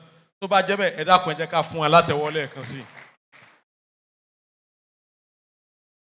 Àfikún ní kíá, màá rọ aṣojú gómìnà ìpínlẹ̀ Ondo àti aṣojú abẹnugan ilé ìgbìmọ̀ aṣòfin ìpínlẹ̀ Èkìtì wípé àjọ tí ń rí sí ìdàgbàsókè ìwọ̀ oòrùn orílẹ̀-èdè Nàìjíríà tí a mọ̀ sí Dawn Commission, ọ̀rọ̀ ètò ààbò àti ọrọ̀ ajé nìkan kọ́ ló yẹ kí wọ́n máa mójútó. Mo nígbàgbọ́ pé gbogbo ohun tí yẹ kí a lè tá a bá ń wo ọrọ̀ ajé, tá à ń wo ìdàgbàsókè, tá à ń wo ètò ààbò, ẹ̀kọ́ náà kópa pàtàkì nínú gbogbo àwọn ohun tá a kà á lẹ̀ yìí. Torí ẹ̀yin àgbàlẹ̀ pé ọmọ tá ò bá kọ́ ni ó padà gbélé tá a bá kọ́ tà. Tá a bá ń ṣètò ọrọ̀ ajé, tá à ń ṣètò ìdàgbàsókè, tá à ń ṣètò ètò ààbò, tí ò sí ìdánilẹ́kọ̀ọ́ tó péye fún àwọn ọmọ tí yóò mójútó gbogbo àwọn government agenda for Western Nigeria tí gbogbo ìpínlẹ̀ tí ń bẹ ní South West region tí wọ́n ní aṣojú sí, kí wọ́n wo ohun tí wọ́n lè ṣe nípa eléyìí tí yóò sì jẹ́ ohun tí yóò dára nípa gbogbo atótónu tí a ti ń ṣe lónìí. Torí ọ̀pọ̀ ọ̀rọ̀ báyìí kò kágbọ̀n, afẹ́fẹ́ lásán ní kó wọn lọ tó bá ṣe bí òwe ẹ̀yin àgbàlagbà. Láì dé ìnà pẹnu, mo mọ̀ pé tí a bá ní kí a gba àwọn èèyàn láàyè láti máa béèrè ọ̀rọ̀ lọ́wọ́ olùdánilẹ́kọ̀ọ́ wa lónìí, ó ṣeé ṣe kó jẹ́ pé gbogbo wa ńlá ní ohun kan méjì tí a béèrè. Àmọ́ pẹ̀lú àṣẹ àwọn adarí tí ń bẹ bí wọ́n ní kí a gba àwọn 3 péré láàyè láti béèrè ohun tí wọ́n bá fẹ́ béèrè.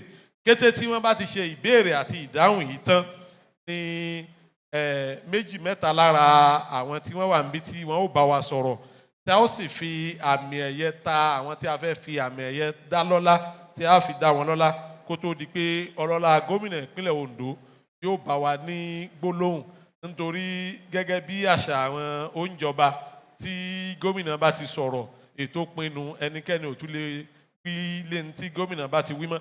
Ẹ dákun, èèyàn mẹ́ta péré ni àwọn aláṣẹ pé wọ́n gbà wá láàyè láti béèrè ìbéèrè lọ́wọ́ olùdánilẹ́kọ̀ọ́ wa lónìí. Ẹ jẹ́ kí àwa tí a bá ní ìbéèrè kí a nawọ́ kí a lè fún wa ní nọ́mbà kí ó tó di pé a máa pè wá láti wá béèrè ìbéèrè wa. A ti rí ọkùnrin onígò bíi tèmi yẹn ní àkọ́kọ́, ó kù méjì. Ọ̀jọ̀gbọ́n fẹ̀yìntì olóyè láti ìlú Ìpẹ̀mẹ̀, àwọn náà ní àwọn náà fẹ́ béèrè, ó di méjì. A ti rí ọkùnrin méjì, èmi ò ní gbọ́ ọkùnrin kankan láàyè mọ́. Ṣé olóbìnrin tó fẹ́ béèrè ká fi ṣe kẹta? Tí ò bá ti òkè a ti rí ẹni kẹta. Ẹ dákun bọ̀dá àkọ́kọ́ kí wọ́n dákun kí wọ́n jáde wá béèrè ìbéèrè wọn. Ẹni àkọ́kọ́ ẹ jẹ́ kí a máa ṣe ní kíákíá. Good afternoon, everyone. Orúkọ mi ni Ọ̀gbẹ́ni Lade Faith Kayode, Chairman Association of Local Government Students in Operation. Ìbéèrè mi pín sí ọ̀mẹ́rin. First one, our speaker, sir. What changes you suggest for educational policies to better integrate Yoruba language and culture into our curriculum? That's number one. The second one, in what ways can modern technology and social media be leveraged to promote Yoruba language and culture among young youth? Third one, as our father, our leader, and elders, what strategies can we suggest that can be implemented in schools to encourage our students to learn and use Yoruba language effectively? The fourth one. This one we speak on cultural identity. How do you believe that preservation of Yoruba language contributes to a sense of cultural identity among today's youth? How do you believe that the preservation of the Yoruba language contributes to a sense of cultural identity among today's youth? Thank you, sir.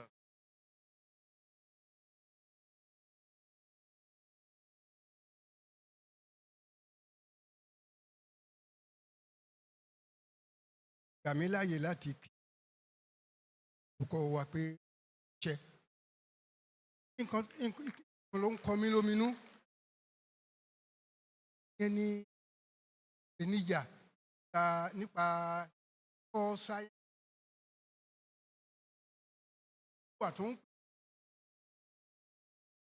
panic terminologies wọ́n ti dáhùn díẹ̀ ń bẹ̀ kì í ṣe gbogbo ẹ̀ la lè túmọ̀ sí Yorùbá. Gẹ́gẹ́ bí àpẹẹrẹ atọ́kùn ètò yìí nígbà tó ń sọ èdè yìí Ọ̀wọ̀ lẹ́ẹ̀kan ó ní aláṣigbó, ó ṣe túmọ̀ ẹ̀ ó ti bastardize real meaning of aláṣigbó versus ìsà. Ó ní ìgbà tá a máa ń lò ó. Inú mi dùn nígbà tẹ́ sọ̀rọ̀ àgbékalẹ̀ bóyá China lẹ́pẹ́ lẹ́ẹ̀kan wọ́n kó àwọn kan jọ láti wo botanic names wọ̀nyí wọ́n fi wo ti ilẹ̀ wọn wọ́n mọ̀ bọ́n ṣe lè awúlò tá a bá lè fi Yorùbá máa ṣe sáyẹ̀nsì. Kí ni kíkọ́ yẹn kí ló fà? Ó mú ọgbọ́n and development of skill. Ìgbà tó bá mọ̀ ni wàá lè develop skill yẹn. Ó faramọ́ àgbékalẹ̀ yín wípé kí Yorùbá ká máa fi kọ́yàn. Experiment tó ń ṣe ní OAU was very successful. More than 70% made A. Wọ́n make first class. That's very good. Ṣùgbọ́n báwo la ṣe botanic names yẹn báwo la ṣe máa gbé kalẹ̀ tá wúlò fún wa tá lè yé wa yékéyéké tá lè develop skill. Thank you so much.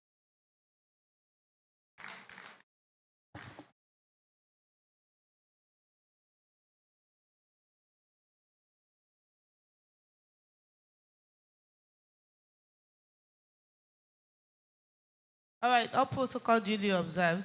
So the first person already asked a similar question, and that is what measures are we putting in place to make sure that the learning of Yoruba language is started from the grassroots, let me put it that way. Now, if we tell a child to sit here, if we leave for like how many hours and come back, the child will still be there. And we can start this from the primary school. So let us try as much as possible. Or what measures have we put in place? If not, please let's make sure that we're putting some measures in place so that they can start from the grad school. Because majority of us here are already graduates. We can do little, but these kids can still do a lot. Thank you.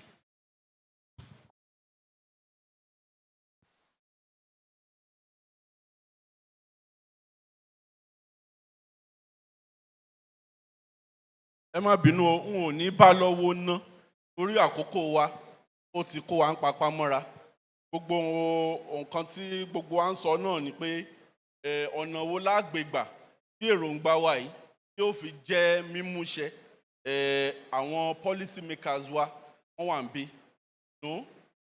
The policy makers have to work, they have to work with those in academia and those who are interested. The governor can initiate the governors of Southwest states can set up a committee. Ó máa ń yà mí lẹ́nu pé àwọn tó ń darí wa, for example in America, Joe Biden ó ní a standby committee on science and technology tó jẹ́ àwọn advisory council on science and technology for Biden, the president of America. So they advise the government. We have all those kind of endeavor in our environment. Do we? And there are we? We have so many. And the Minister of Science and Technology, we have so many. But are we synergizing? Tabati jókòó nú ọgbà iléèwé wa ń sìn tí o bá ń ṣe adúpẹ́ lọ́wọ́ Olúyì tó gbé àtẹ ìpàdé tó gbé wá sí youth pé ẹ jẹ́ ká jọ darapọ̀ èèyàn ní mú yàn mọ̀ yàn mo ti fẹ́ pàdé gómìnà àbí speaker níbi tí mo ti mẹ́fun mi. But àwọn tó wà ní òkè bá wa wọ́n synergize pẹ̀lú àwọn láti ṣe policy afẹ́ science ní primary o máa kó jọ àbí.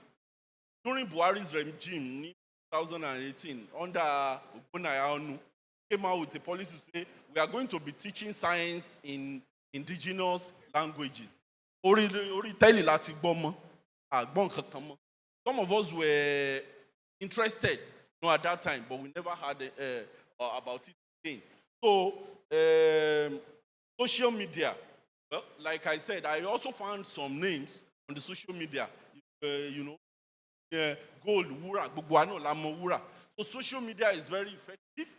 So that kò ní jẹ́ nǹkan burúkú làwọn ọ̀dọ́ wa ọ̀dọ́ kan náà mú tó lòun tó fẹ́ ṣẹ́bùrú ọ̀la tó mú ọmọ kan olórí Facebook ló ń ti kọ́ bóun ó ṣe ṣètò bóun ó ṣe ṣẹ́bùrú ọ̀la àbí bẹ́ẹ̀ kọ́.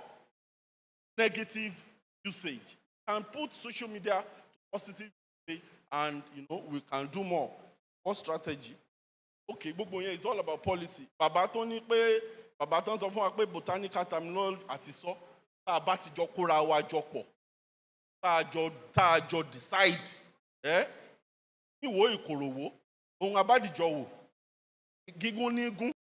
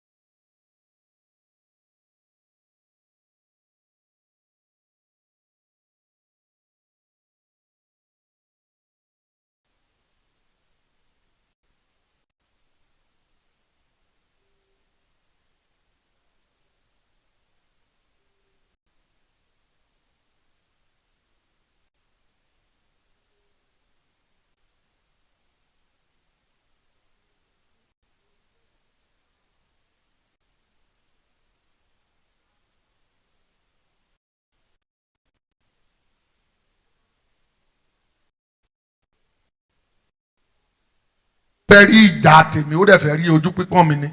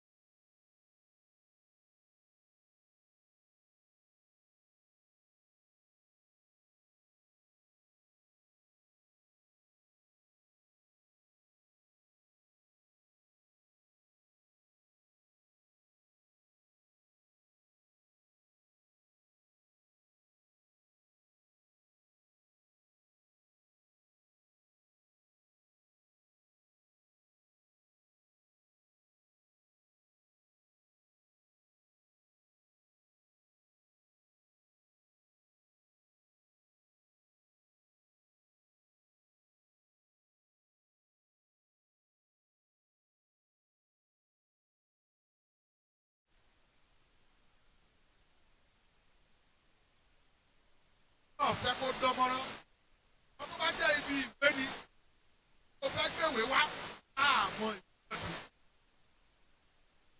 máa ń sọ ìdẹ̀ kí ń yọ sọ bá jẹ́ ti.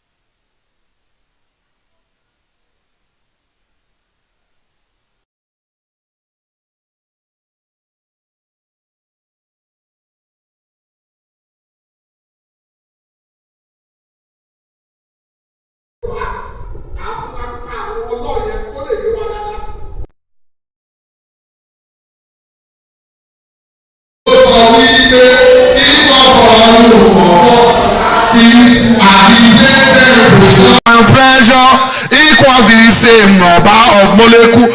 Ó fi yé wa ní ibi tí èdè Yorùbá. Yorùbá dùn sí nìyẹn.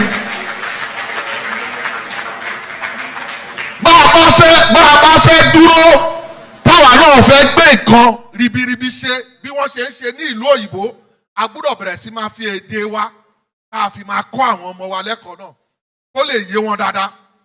ó ní ọjọ́ kan èmi àti ẹnìkan sọ̀rọ̀ ọmọ yẹn ò tí ì wọlé ìwé ọmọ yẹn kò tí lè ju bí ọmọ ọdún 5 ìyá ọmọ yẹn ò sí nídìí àtẹ ẹnìyẹn lọ rajà ni ó dẹ̀ mú owó jáde ó fẹ́ rajà báyìí ọmọ yẹn dẹ̀ wọ́n tẹ́ ẹ bá ra 3 iye báyìí là á dín fún yín iye báyìí ló máa jẹ́ ọmọ yẹn tún mọye tí change jẹ́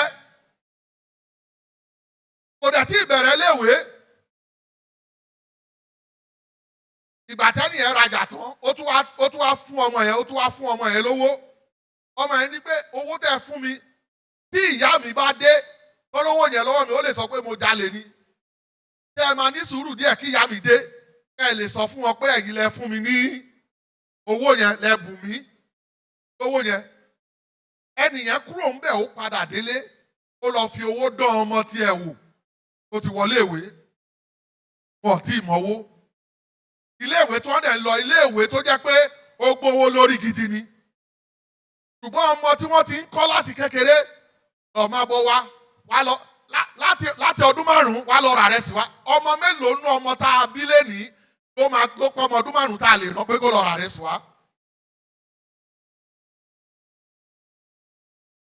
tá a lè rán torí gbogbo nǹkan a ti fi ọ̀làjú a ti fi ń ba nǹkan jẹ́ a ti ń pè èdè tiwa pé èdè ẹni tí ò làjú ni àwọn ọmọ mi wà ní London ní UK ọjọ́ tí inú bí mi sí ara mi mo lọ sí school ọmọ ni mo lọ kó wọn mo rí àwọn ọmọ Indian báwọn ìyá wọn ti wá wọ́n ti mú wọn èdè Indian ní kura ẹ̀gbọ́n ọmọ tèmi I come to daddy kíyàn má tiẹ̀ lè ṣe òfófó láàrin òun àtọmọ ẹ̀ káwọn tó kù má gbọ́ ọjọ́ náà mo délé ni mo bẹ̀rẹ̀ orí mi èjìká okùn wàá kọ ó lè dàbí yẹ̀yẹ́ wọ́n èèyàn ò lè sọ̀rọ̀ àṣírí láàrin òun àtọmọ ẹ̀ káwọn elédè míì má gbọ́ àti kékeré láti à ń ba nǹkan jẹ́ ni ọjọ́ yẹn mo máa ń sọ àwa lásìkò tiwa àwa tá a wà ní èjì bíi 35 sí 50 àwa là ń ba nǹkan jẹ́ torí àwa la wà láàárín àwọn bàbá wa àti àwọn ọmọ ọ̀sìn tá à ń pè ní Gen Z la wà láàárín wọn fún àwa là ń ba nǹkan jẹ́ ọwọ́ tí wọ́n fi mú wa lásìkò tiwa àwa kàwé tán alọ́làjú ti dé òun ní Òṣùpá bí kan ní ọ̀làjú dé la wá gbàgbé àṣà ìdílé wa àṣà ìdílé wa òun ṣe àjẹ́ o kì í ṣe oṣó kì í ṣòrìṣà ohun tí a ṣà ni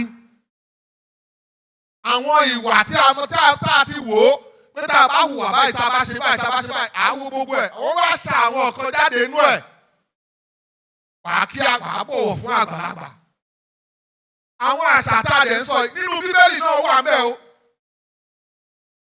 ṣùgbọ́n nítorí tiwa a ní fèrè wa sọ a ní pé àṣà tó ṣe kiri nínú Bíbélì wọ́n ní bọ̀wọ̀ fún bàbá ẹ àti ìyá ẹ kí ọjọ́ orí ẹ kó wá lè gùn ní ilẹ̀ tí Ọlọ́run fi fún ẹ àwa Yorùbá dẹ̀ ní pé nǹkan a ní pé àṣà ni a ní pé ká máa bọ̀wọ̀ fún àgbàlagbà kí ló fi yàtọ̀ sí tinú Bíbélì a ní iṣẹ́ láti ṣe iṣẹ́ tá a dẹ̀ ní láti ṣe ni pé ká bẹ̀rẹ̀ sí máa sọ ọ̀rọ̀ yẹn láti sìn tá a bá bẹ̀rẹ̀ sí ní sọ yà á jẹ wá lọ́la ibi tá a fẹ́ dé gangan yẹn mo sọ nǹkan lọ́jọ́ kan mi mọ́ bó ṣe máa sọ lédè Yorùbá mo sọ fún gómìnà wa nígbà tí wọ́n pè mí kí wọ́n tó fún mi ní oyè wọ́n béèrè àwọn ọ̀rọ̀ lọ́wọ́ mi A culture that does not drive curiosity cannot promote tourism. A culture that does not drive curiosity cannot promote tourism. Ìmí ìgbà afẹ́ lọ sí China. Tèmi torí pé a máa rí àwọn nǹkan míì tí wọ́n ṣe. Láti ẹ̀gbẹ́dẹ̀ wọn. Bí wọ́n ṣe yẹn ló ń wú wa lórí tá a fi fẹ́ sá lọ síbẹ̀ tá a fẹ́ lọ wò ó. Ṣùgbọ́n tiwa tó bá ti di pé a fẹ́ ṣe nǹkan. A máa sọ pé eléyìí ẹ má jẹ́ káwọn ènìyàn rí o.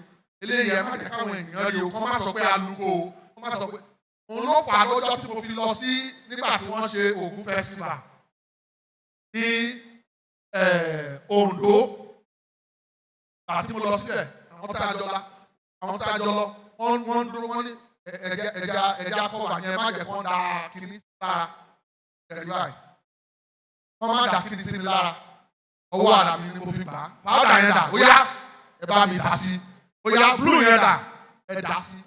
Ìtú jẹ́ kó dùn nìyẹn bẹ́ẹ̀ bá dé India wọ́n máa ṣe festival of colour wọ́n bá ti ṣe kí ni wọ́n kọ́lọ̀ akún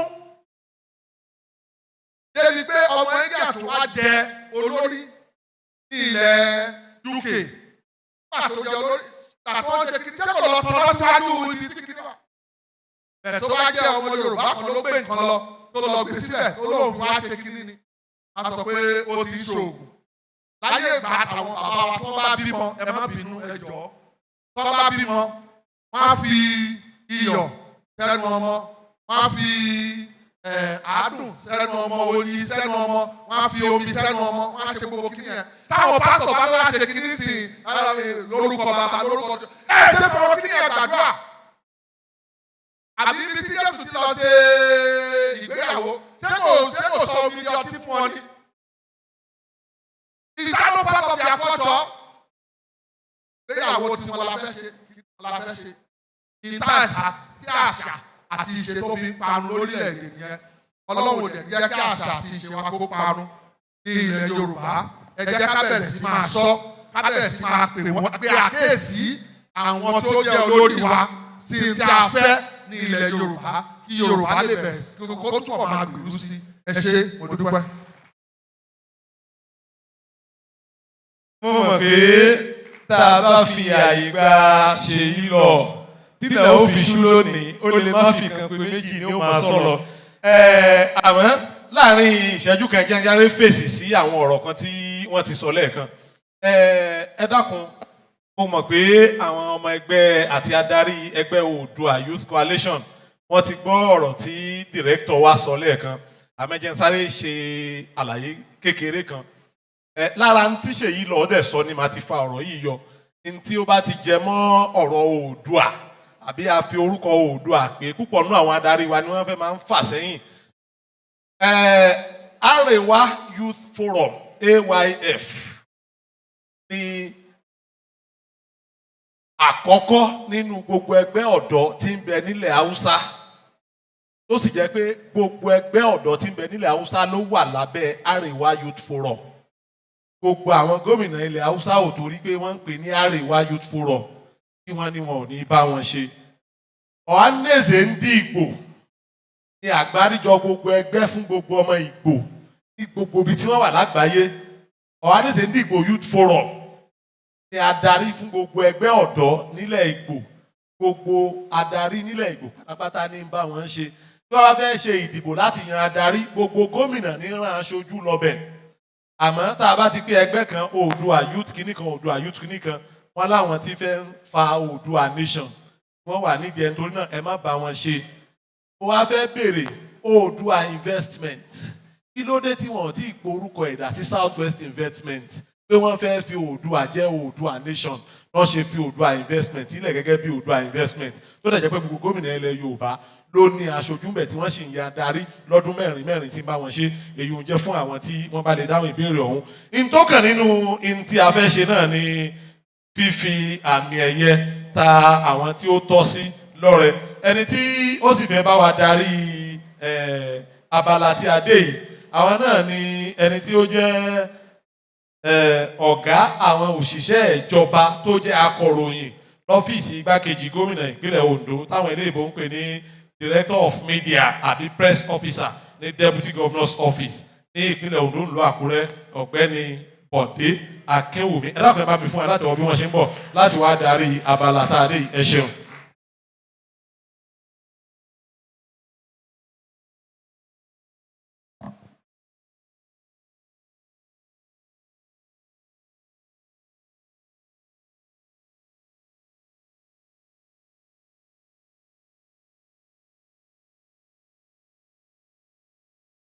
I'm not here to, but due courtesy and that our leaders, Excellencies, Governor of the State in absentia, Excellency, the Governor of Odo State, my own governor, and all the senior special assistants and friends, all as point of contact, also all of the aides. Where we are today, if we look at what we have said, káwọn ọ̀dọ́ yìí tó tẹ̀síwájú, wọ́n tó lè gbé ìgbésẹ̀, wọ́n pé national president, ó lè lọ bá senior special assistant to the governor on entertainment and tourism. Ká sọ l'Ákúrẹ́, ká sọ l'Ékìtì, Adó, a fẹ́ gbé lọ́dọ̀ His Excellency the Governor. Wọ́n bá a send ẹ̀ sí àwọn kábíyèsí kí lẹ fẹ́ bá a ṣe nípa ẹ̀. Ẹ̀yin legislators kí lẹ fẹ́ bá a ṣe nípa ẹ̀. Wọ́n nídìí ìrànlọ́wọ́ díẹ̀díẹ̀. But ká tó lọ sí ọ̀rọ̀ ìkówójọ wọ́n ní kí n handle. A fẹ́ dúpẹ́ lọ́wọ́ àwọn èèyàn bí èèyàn tí wọ́n ti ṣàtìlẹ́yìn fún wọn even before now. Torí ètò tòní, ó tilẹ̀ jẹ́ pé our lecturer wọ́n try frantically kí tó bá yẹ pé wọ́n lè sọ̀rọ̀ sí ni kí projector ṣiṣẹ́ bá sọ sí wọn kò ṣe ìpínlẹ̀ òṣìṣẹ́ ọmọ pé lọ́jọ́ míì tí àwọn Oodua Youth Coalition bá fẹ́ ṣe ní ètò báyìí wọ́n wá projector tó yẹ pé tá a ṣiṣẹ́ owó náà dẹ̀ ni. We want to appreciate those who have assisted them greatly in putting up this show. But the first person is a person that's really challenged all of us today. And even challenged me as a younger brother to me, challenged me. He didn't know, but we have to do. It's also an aid to His Excellency the Governor in Ondo State, special assistant to the Governor on digital media, Raymond Yusuf. Please come to the stage, sir.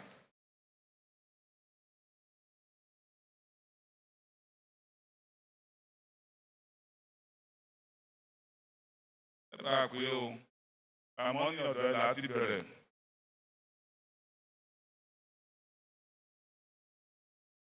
Máa pe ọ̀gá wa senior special assistant to the governor on entertainment and tourism to come and present these particular awards to Raymond Yusuf, an ambassador of culture.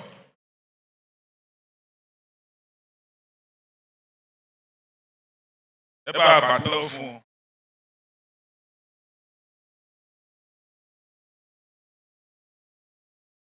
He didn't know. He dropped the microphone with me and he went out. He pushed.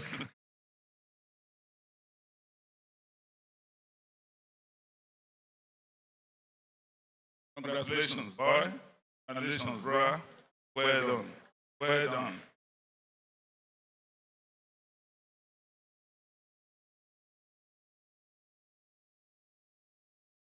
Photograph with the president. The next person, Baba Saleh, the patron, and is the Bobashilu of Odigo Kingdom, Chief Akindele Omole.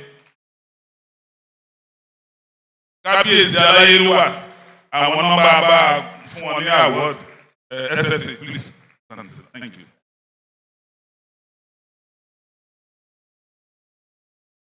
His own award is the Bobashilu of Odigo Kingdom. Is the patron. Please.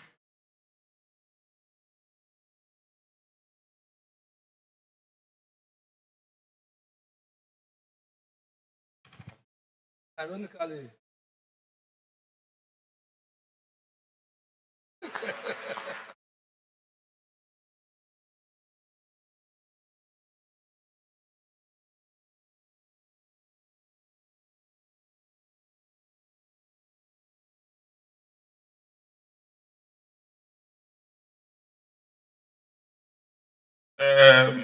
Ó tilẹ̀ jẹ́ pé the first award winner fún wọn ní microphone kan sọ̀rọ̀ ó sì ń ṣọ́ọ̀kì ẹ̀ bóyá ojú àlá àbí ojú ayé ló wà ojú àlá ló wà búrá. Bọ́bàṣèlú àwọn máa sọ̀rọ̀ ní ṣókí láti fún ẹgbẹ́ lẹ́bùn tán fẹ́ fún wọn.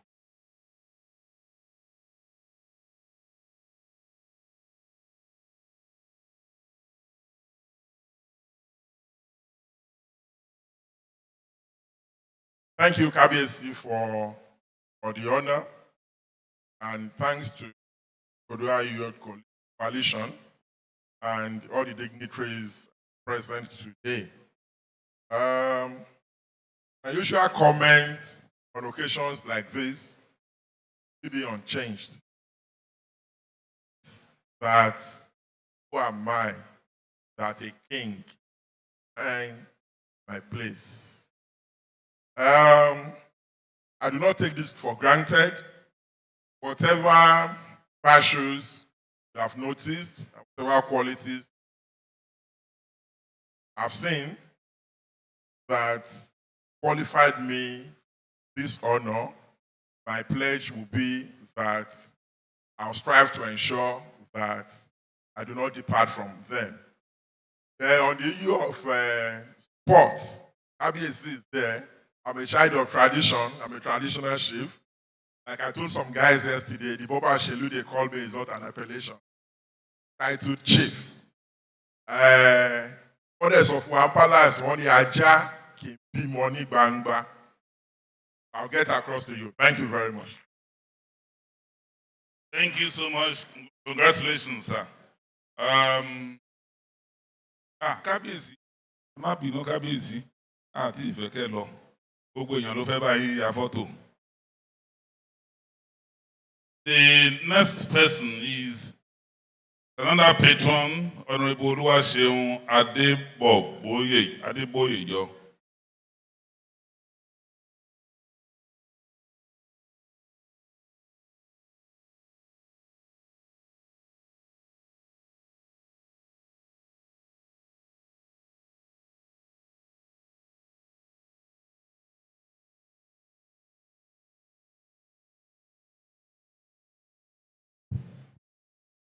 If Adeboyejo is from Emure Ekiti. patron. Youth Coalition.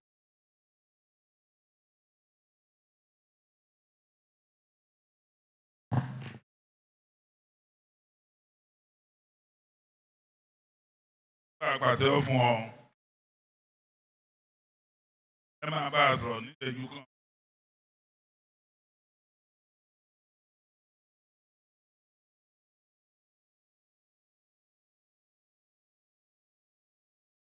Honorable. Our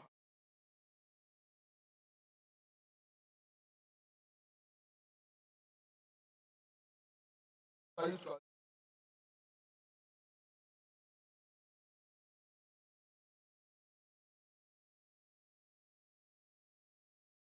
That's it. Yeah. I'll take this one.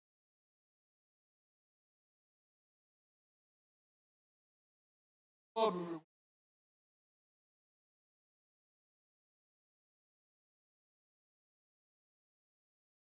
Thank you for saying you will see in camera. One of the things I always want to assure people in an environment like this is that if you putting money together to do good things in the society, no EFCC will come and drag you. So the next person I want to call, because it's an appointee of government, if you give us 5 million naira, EFCC will not come after you.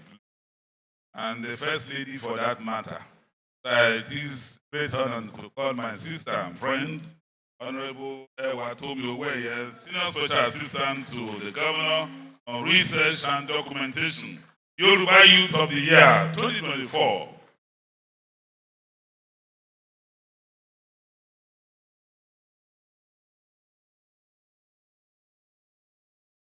Behalf of the youth group, ask to please.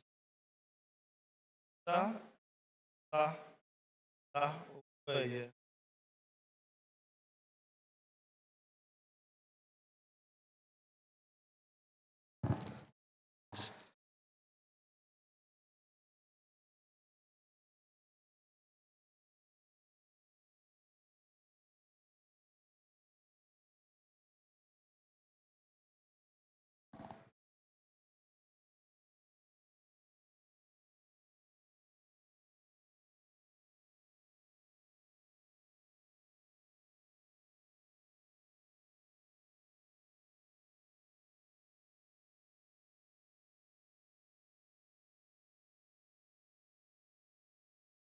Ẹ kúlé o.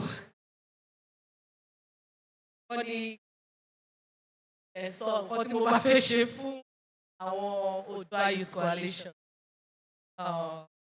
Tayo is my friend, brother as well.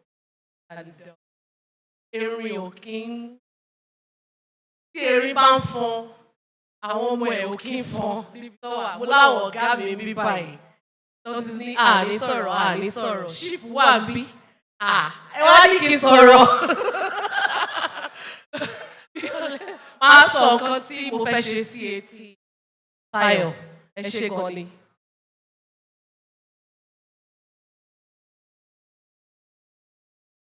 Ẹ jẹ́ ká ní kábíyèsí o, kábíyèsí ẹ ṣé o, kárí dísù wọn ẹ ṣé, wọ́n fẹ́ lọ yókò ni wọ́n ti lọ wọ́n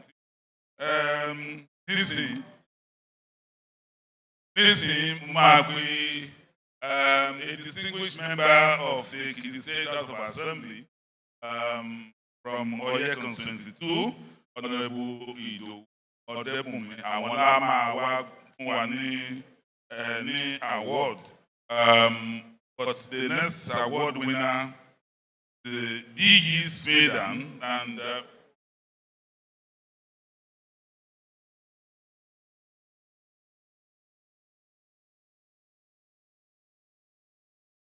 Honorable Olalekan is the person who would now have. Okay.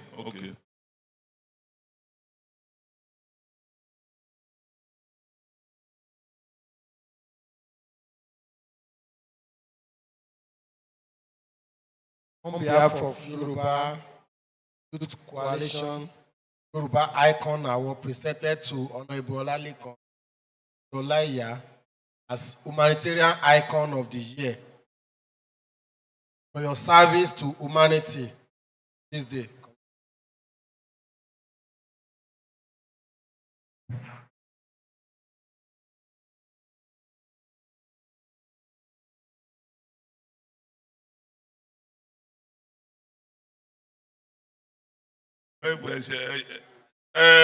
The next person, Emma Binu Digi Smedan, wọ́n sọ pé wọ́n lẹ́yìn ẹ ti jẹ́ bàbá àṣàlẹ̀, sọ pé award yìí kó má máa di gbogbo wa. Representative of Fecundity Engineering, Southwest. Okay, thank you.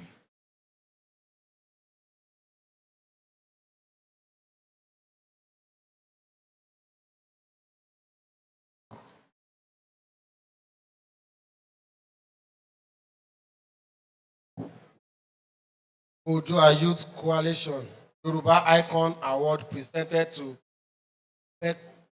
Fecundity Engineering as Southwest Construction Company of the Year. on this day, 2nd of October 2024.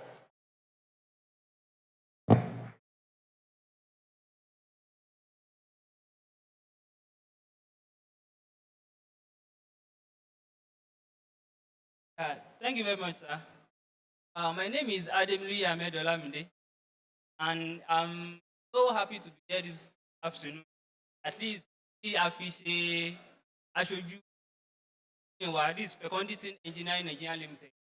The company is based in Lagos, but the CEO, respect of engineer Adeyemi Samuel Adedayo, a native of Ondo State, and I will deliver the message to him about the and we know we are always in support this organization. Thank you very much.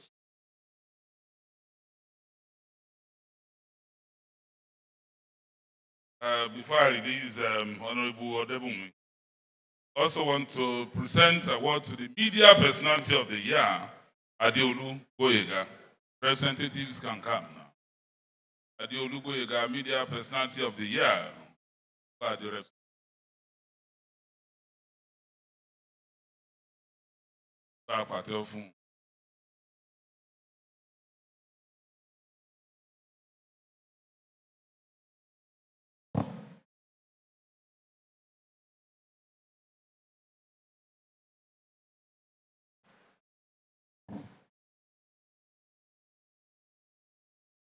Oodua Youth Coalition Yoruba Icon Award presented to Mr. Adeolu Gboyega, Media Personality of the Year, for your dedication and show of professionalism in the media industry.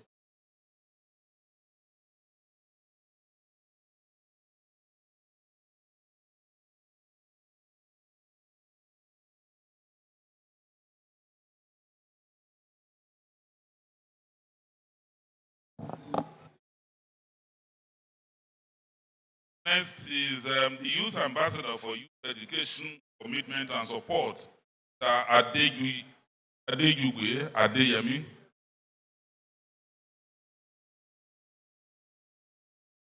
Thank you so much, sir.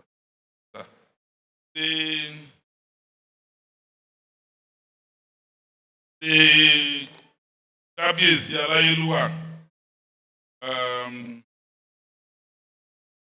Olúpẹ̀mẹ̀ of Ìpẹ̀mẹ̀, represented by the chiefs who come out. So I will have to invite my Kábíyèsí once again to really come out to send this last award. All the royalty here will send this last award by way of governor of Kábíyèsí. I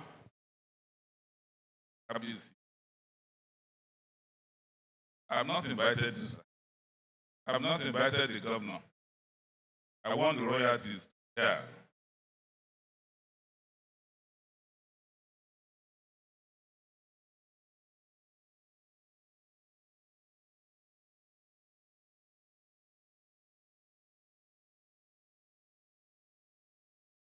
I will now invite the governor of Ondo State,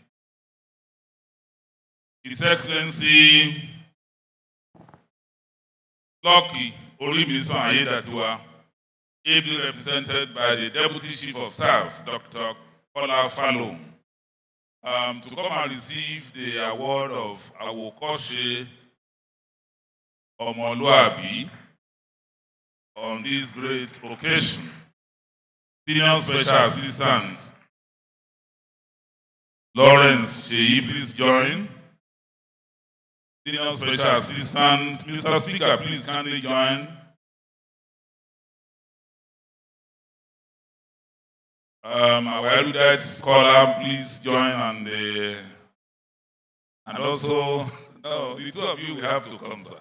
The two of you will have to come. And the senior special, told me, okay.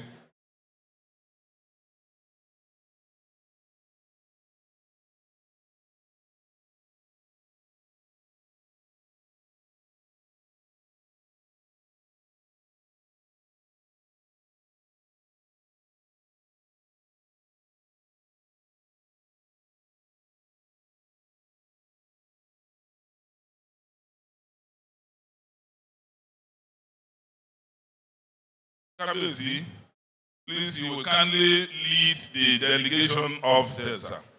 Kábíyèsí, ẹ gbogbo wọn kọ́ máa bọ̀ lókè lókè lẹ́tí máa ya fọ́tò yìí.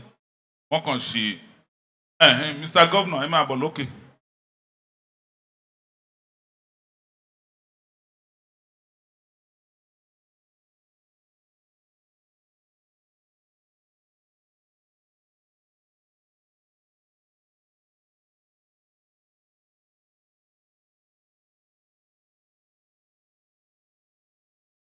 The photograph, sir.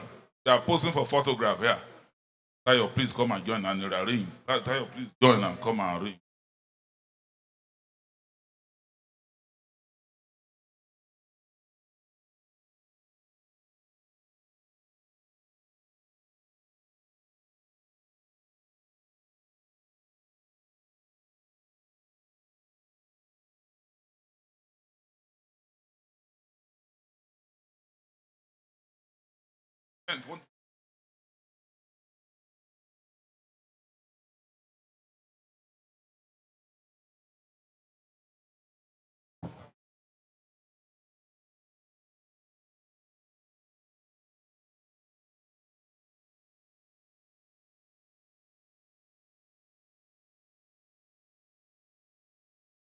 Mr. John Paul Akinduro, please join the photograph, sir. Please kindly join. Please join. You are refusing MC.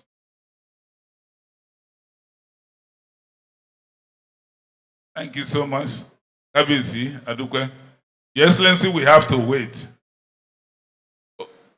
All the awardees will now come up, please, to join His Excellency to have all the award winners. Please kindly come up. Come with your plaques, your respective plaques, and come and take photograph, please.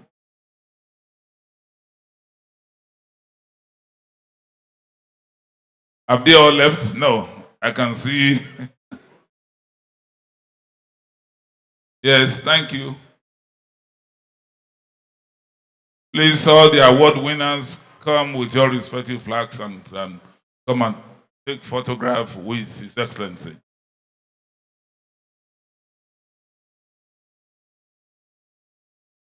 I can assure you within the next 3, 4, 5 minutes, we are done. After the photograph, Mr. Governor will speak to us.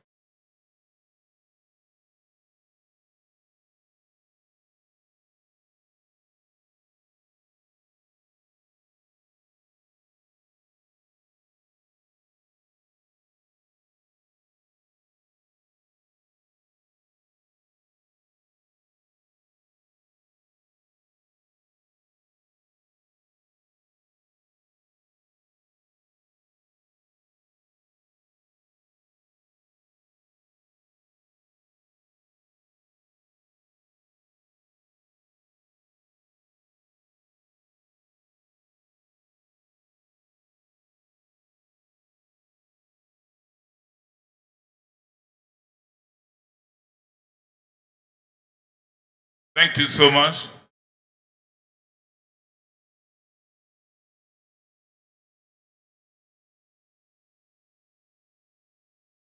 Thank you so much. Please, award winners, kindly don't forget your pledges. With great honor and privilege, I invite His Excellency, the Governor of Ondo State, Lucky Orimisaye, that you are ably represented by his Deputy Chief of Staff, Dr. Kola Falon, to address us. Your Excellency.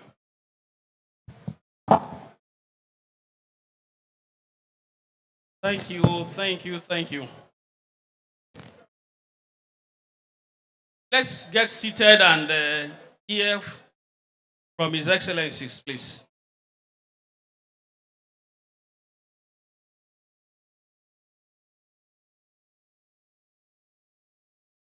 Your Excellency, Executive Governor of Ekiti State, ably represented here, the Speaker of Ekiti House of Assembly, also represented by the wonderful Member of the Parliament, my father, Royal Majesty. the Honorable Minister, Youth, State, also ably represented. My brother, my friend, my colleague, the president of Oodua Youth Coalition, all the senior special assistants,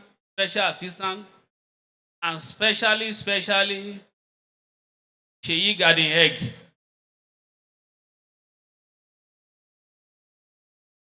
The chairman of today. I want to especially say good afternoon.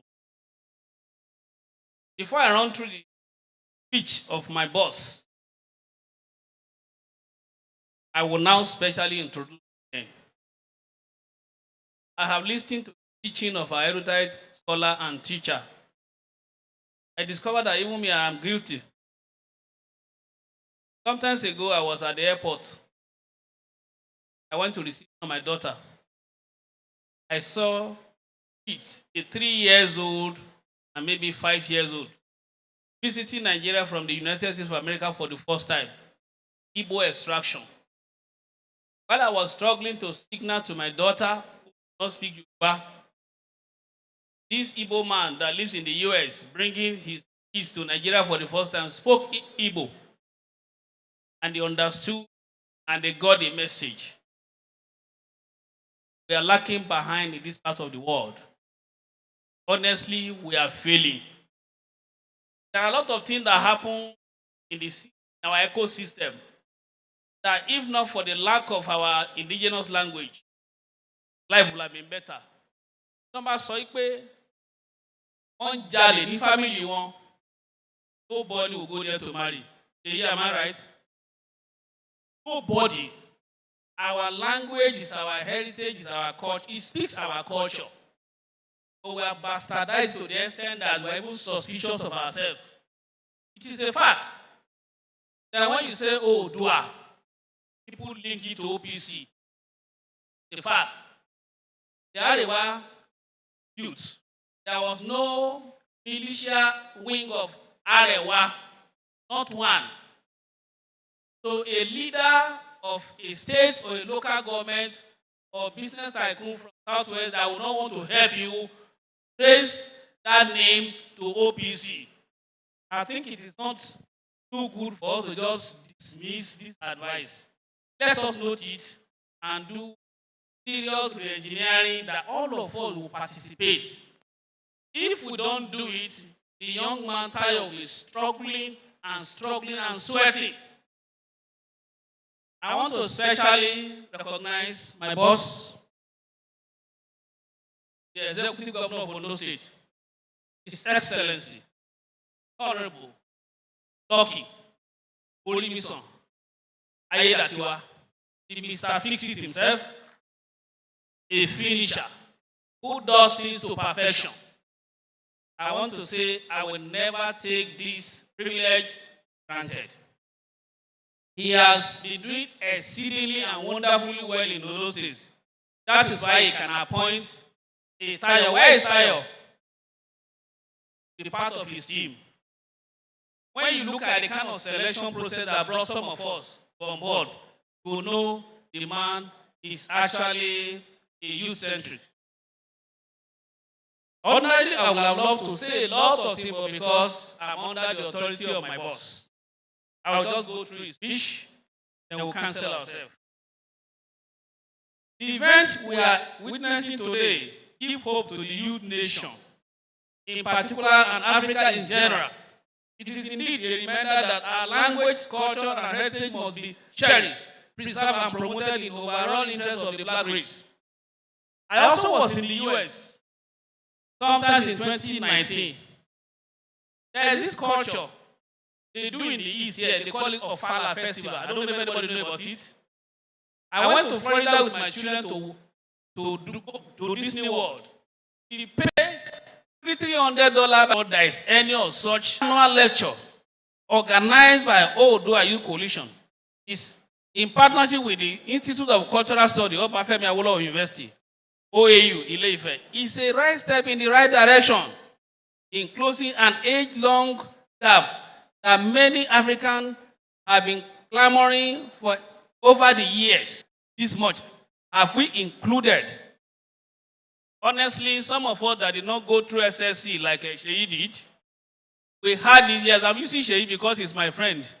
I follow him a lot, but we are meeting for the first time. Hello? Because he's also passionate about Yoruba culture. I've seen that in him when I read his post. And I pray God will continue to sustain you. If we had foundated our culture, our language into our learning, some of us may not have written YF 6 times. Well, if you said I wrote it 6 times, I have PhD and 3 master's degree after writing it 6 times. By this, I am not in any way implying that the use of English language for teaching and learning added. But the attention must be given to the use of Yoruba language, where we give it to Hausa, Fulfulde, Igbo, and all other native language in the training of our young ones, especially in science, technology, engineering, and mathematics. We must understand that our first language, which is called L1, is so powerful in our daily lives. I know every young chap can do more than 10 languages at a time, learning it. Do you know if you put them through that training from the beginning, they will be more intelligent than just injecting them just so-called English language that will not take us anywhere. There are many things you say in Yoruba, particularly if you want to pray. When you pray Yoruba, you feel the touch of that prayer. Some of these things they call incantation is actually prayer. It's not anything. Kabesi, it is not anything. When they mention El Shaddai, Elohim, Elohim, El Enyo, it is another Arabic, another Hebrew way of praising the name of the Lord. Why can't you say it in Yoruba? Am I talking to somebody? This system control our inner thought and help us understand complex issues in a more simplified language. Ladies and gentlemen, there have been serious research carried out in this regard by reputable international organizations such as the World Bank that shows that children develop their core skill better than taught in their native language. The argument will be that the world is now a global village and that there is no nation, group, or individual that can wall itself of the threat of the 21st century, which is globalization. But I must say here that asking for our native language to be used for teaching for better comprehension will not in any way hinder our participation, competitive languages and intellectual strength at the global stage. Rather, it will enhance the authenticity of originality of our idea. If you allow me to say things more in my native language, maybe I'll be flowing better than I'm even flowing now here. If I had developed it from the beginning. I must make a point clear that our children will ultimately go ahead and learn English, French, Spanish, German, Mandarin, and all other languages as second, third, and even fourth languages. Just as we have the Chinese going to school in the West and focusing on learning English so that they can interact and do so better in businesses when in Anglophone countries. We have seen very many of them in the engineering, procurement, and construction sector in Nigeria interacting in English language. Do you agree with me? Some of us that live in the north, when you get to any northern market, they don't care wherever you are coming, they speak outside to you. You're the one that will struggle to understand what they are saying because you need to buy the beans, the tatase from them. Why can't we have a system where we can as well? It is such a way that either you listen to me, try to learn me because I have the value to give. But here we want to blend with them, but nobody is interested in blending with us. If there's a legislation going on now concerning the Southwest Development Commission, and we are not doing anything for it, the Igbo people, they walk out in National Assembly to be able to end the Southeast Development Commission. It will interest you to know that an increasing body of evidence has also shown that many of the countries that have so far developed their local languages in imparting knowledge on the young one in the classroom are doing better. For instance, China, France, Japan, Germany, South Korea, Spain are all using their native language as languages of instruction. The theme of this annual lecture, 7th of its kind, therefore, which is teaching and learning science in Yoruba, how feasible, is thought-provoking and must be addressed from the very foundation of our education system for optimal effect. Summarily, the benefit of using Yoruba as a language of instruction for our young one, especially in science, cannot be overstated. No doubt, it will improve comprehension by enabling them to grasp complex concepts more effectively. Secondly, it will promote cultural relevance and it will also help students to demonstrate their understanding of science without facing barrier of language proficiency. At this junction, I would like to commend the dynamic team of Oodua Youth Coalition, led by my brother, my friend, Ogbeni Tayo Akintade Oluyi, and his co-traveler in this journey. Mark it, history will be kind to you because you have chosen this very rewarding path. As I can as I call on all stakeholders to eminently support, encourage, and partner with this dream, which is a dream to liberate the Yoruba race from extinction. I want to especially thank the guest speaker of today, Dr. Timitokwe Ajayoba. Thank you very much. From OAU for doing justice to this topic of discussion. The Ekiti State government, I also thank you. The cabinets, I also thank you.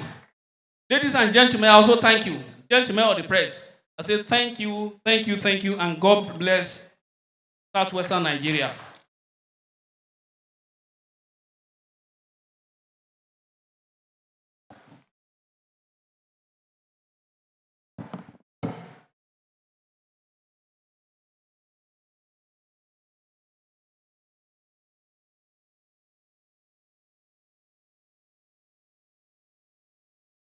A dúpẹ́ lọ́wọ́ aṣojú gómìnà ìpínlẹ̀ Ondo fún ọ̀rọ̀ tí wọ́n bá wa sọ. Àṣà àti ìṣe wa ní lọ́dọọdún láti máa dúpẹ́ lọ́wọ́ àwọn tí wọ́n bá wá fún wa ní ìdánilẹ́kọ̀ọ́. Ti ọdún yìí náà kò ní jẹ́ ìyàtọ̀. Ẹ jẹ́ ń pé gẹ́gẹ́ bí mo ṣe pè wọ́n lẹ́ẹ̀kan nígbà tí wọ́n fẹ́ sọ. Jòhánù onírìbọmi tó wá sọ̀rọ̀ ṣáájú ẹni tí ó ṣe ìdánilẹ́kọ̀ọ́. Àwọn ni a pè tí wọ́n wá gba ìwé ẹ̀rí adúpẹ́ tí ẹ wá ṣe ìdánilẹ́kọ̀ọ́. Àwọn náà ni aṣojú abẹnugan ilé ìgbìmọ̀ aṣòfin ìpínlẹ̀ Èkìtì. Honourable ẹ dákun ẹ wá gba ìwé ẹ ṣeun lọ́wọ́ ààrẹ ẹgbẹ́ Oodua Youth Coalition.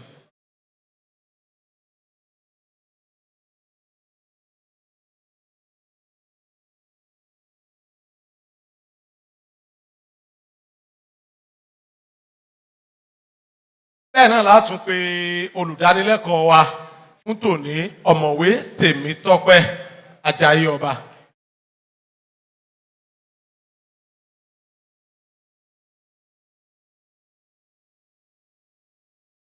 Lẹ́yìn èyí ni a ṣe ìkíni ìkẹyìn tí a pè ní ìdúpẹ́ vote of thanks. Ẹ ṣeun. Ẹ káàsán, ẹ kú ọ̀lẹ́ o, ẹ kú ọ̀lẹ́ o. A fẹ́ dúpẹ́ lọ́wọ́ gbogbo àwọn tó wá síbi ètò wa lénìí. A mọ̀ ọ́ lóore, a dúpẹ́ gidigidi gan o. Ayọ̀ àtàláfíà lẹ máa fi délé yín o. A dúpẹ́ lọ́wọ́ ọlọ́lá gómìnà ìpínlẹ̀ Èkìtì àti ti Oǹdó. Ẹ ṣé gan o, a dúpẹ́ o.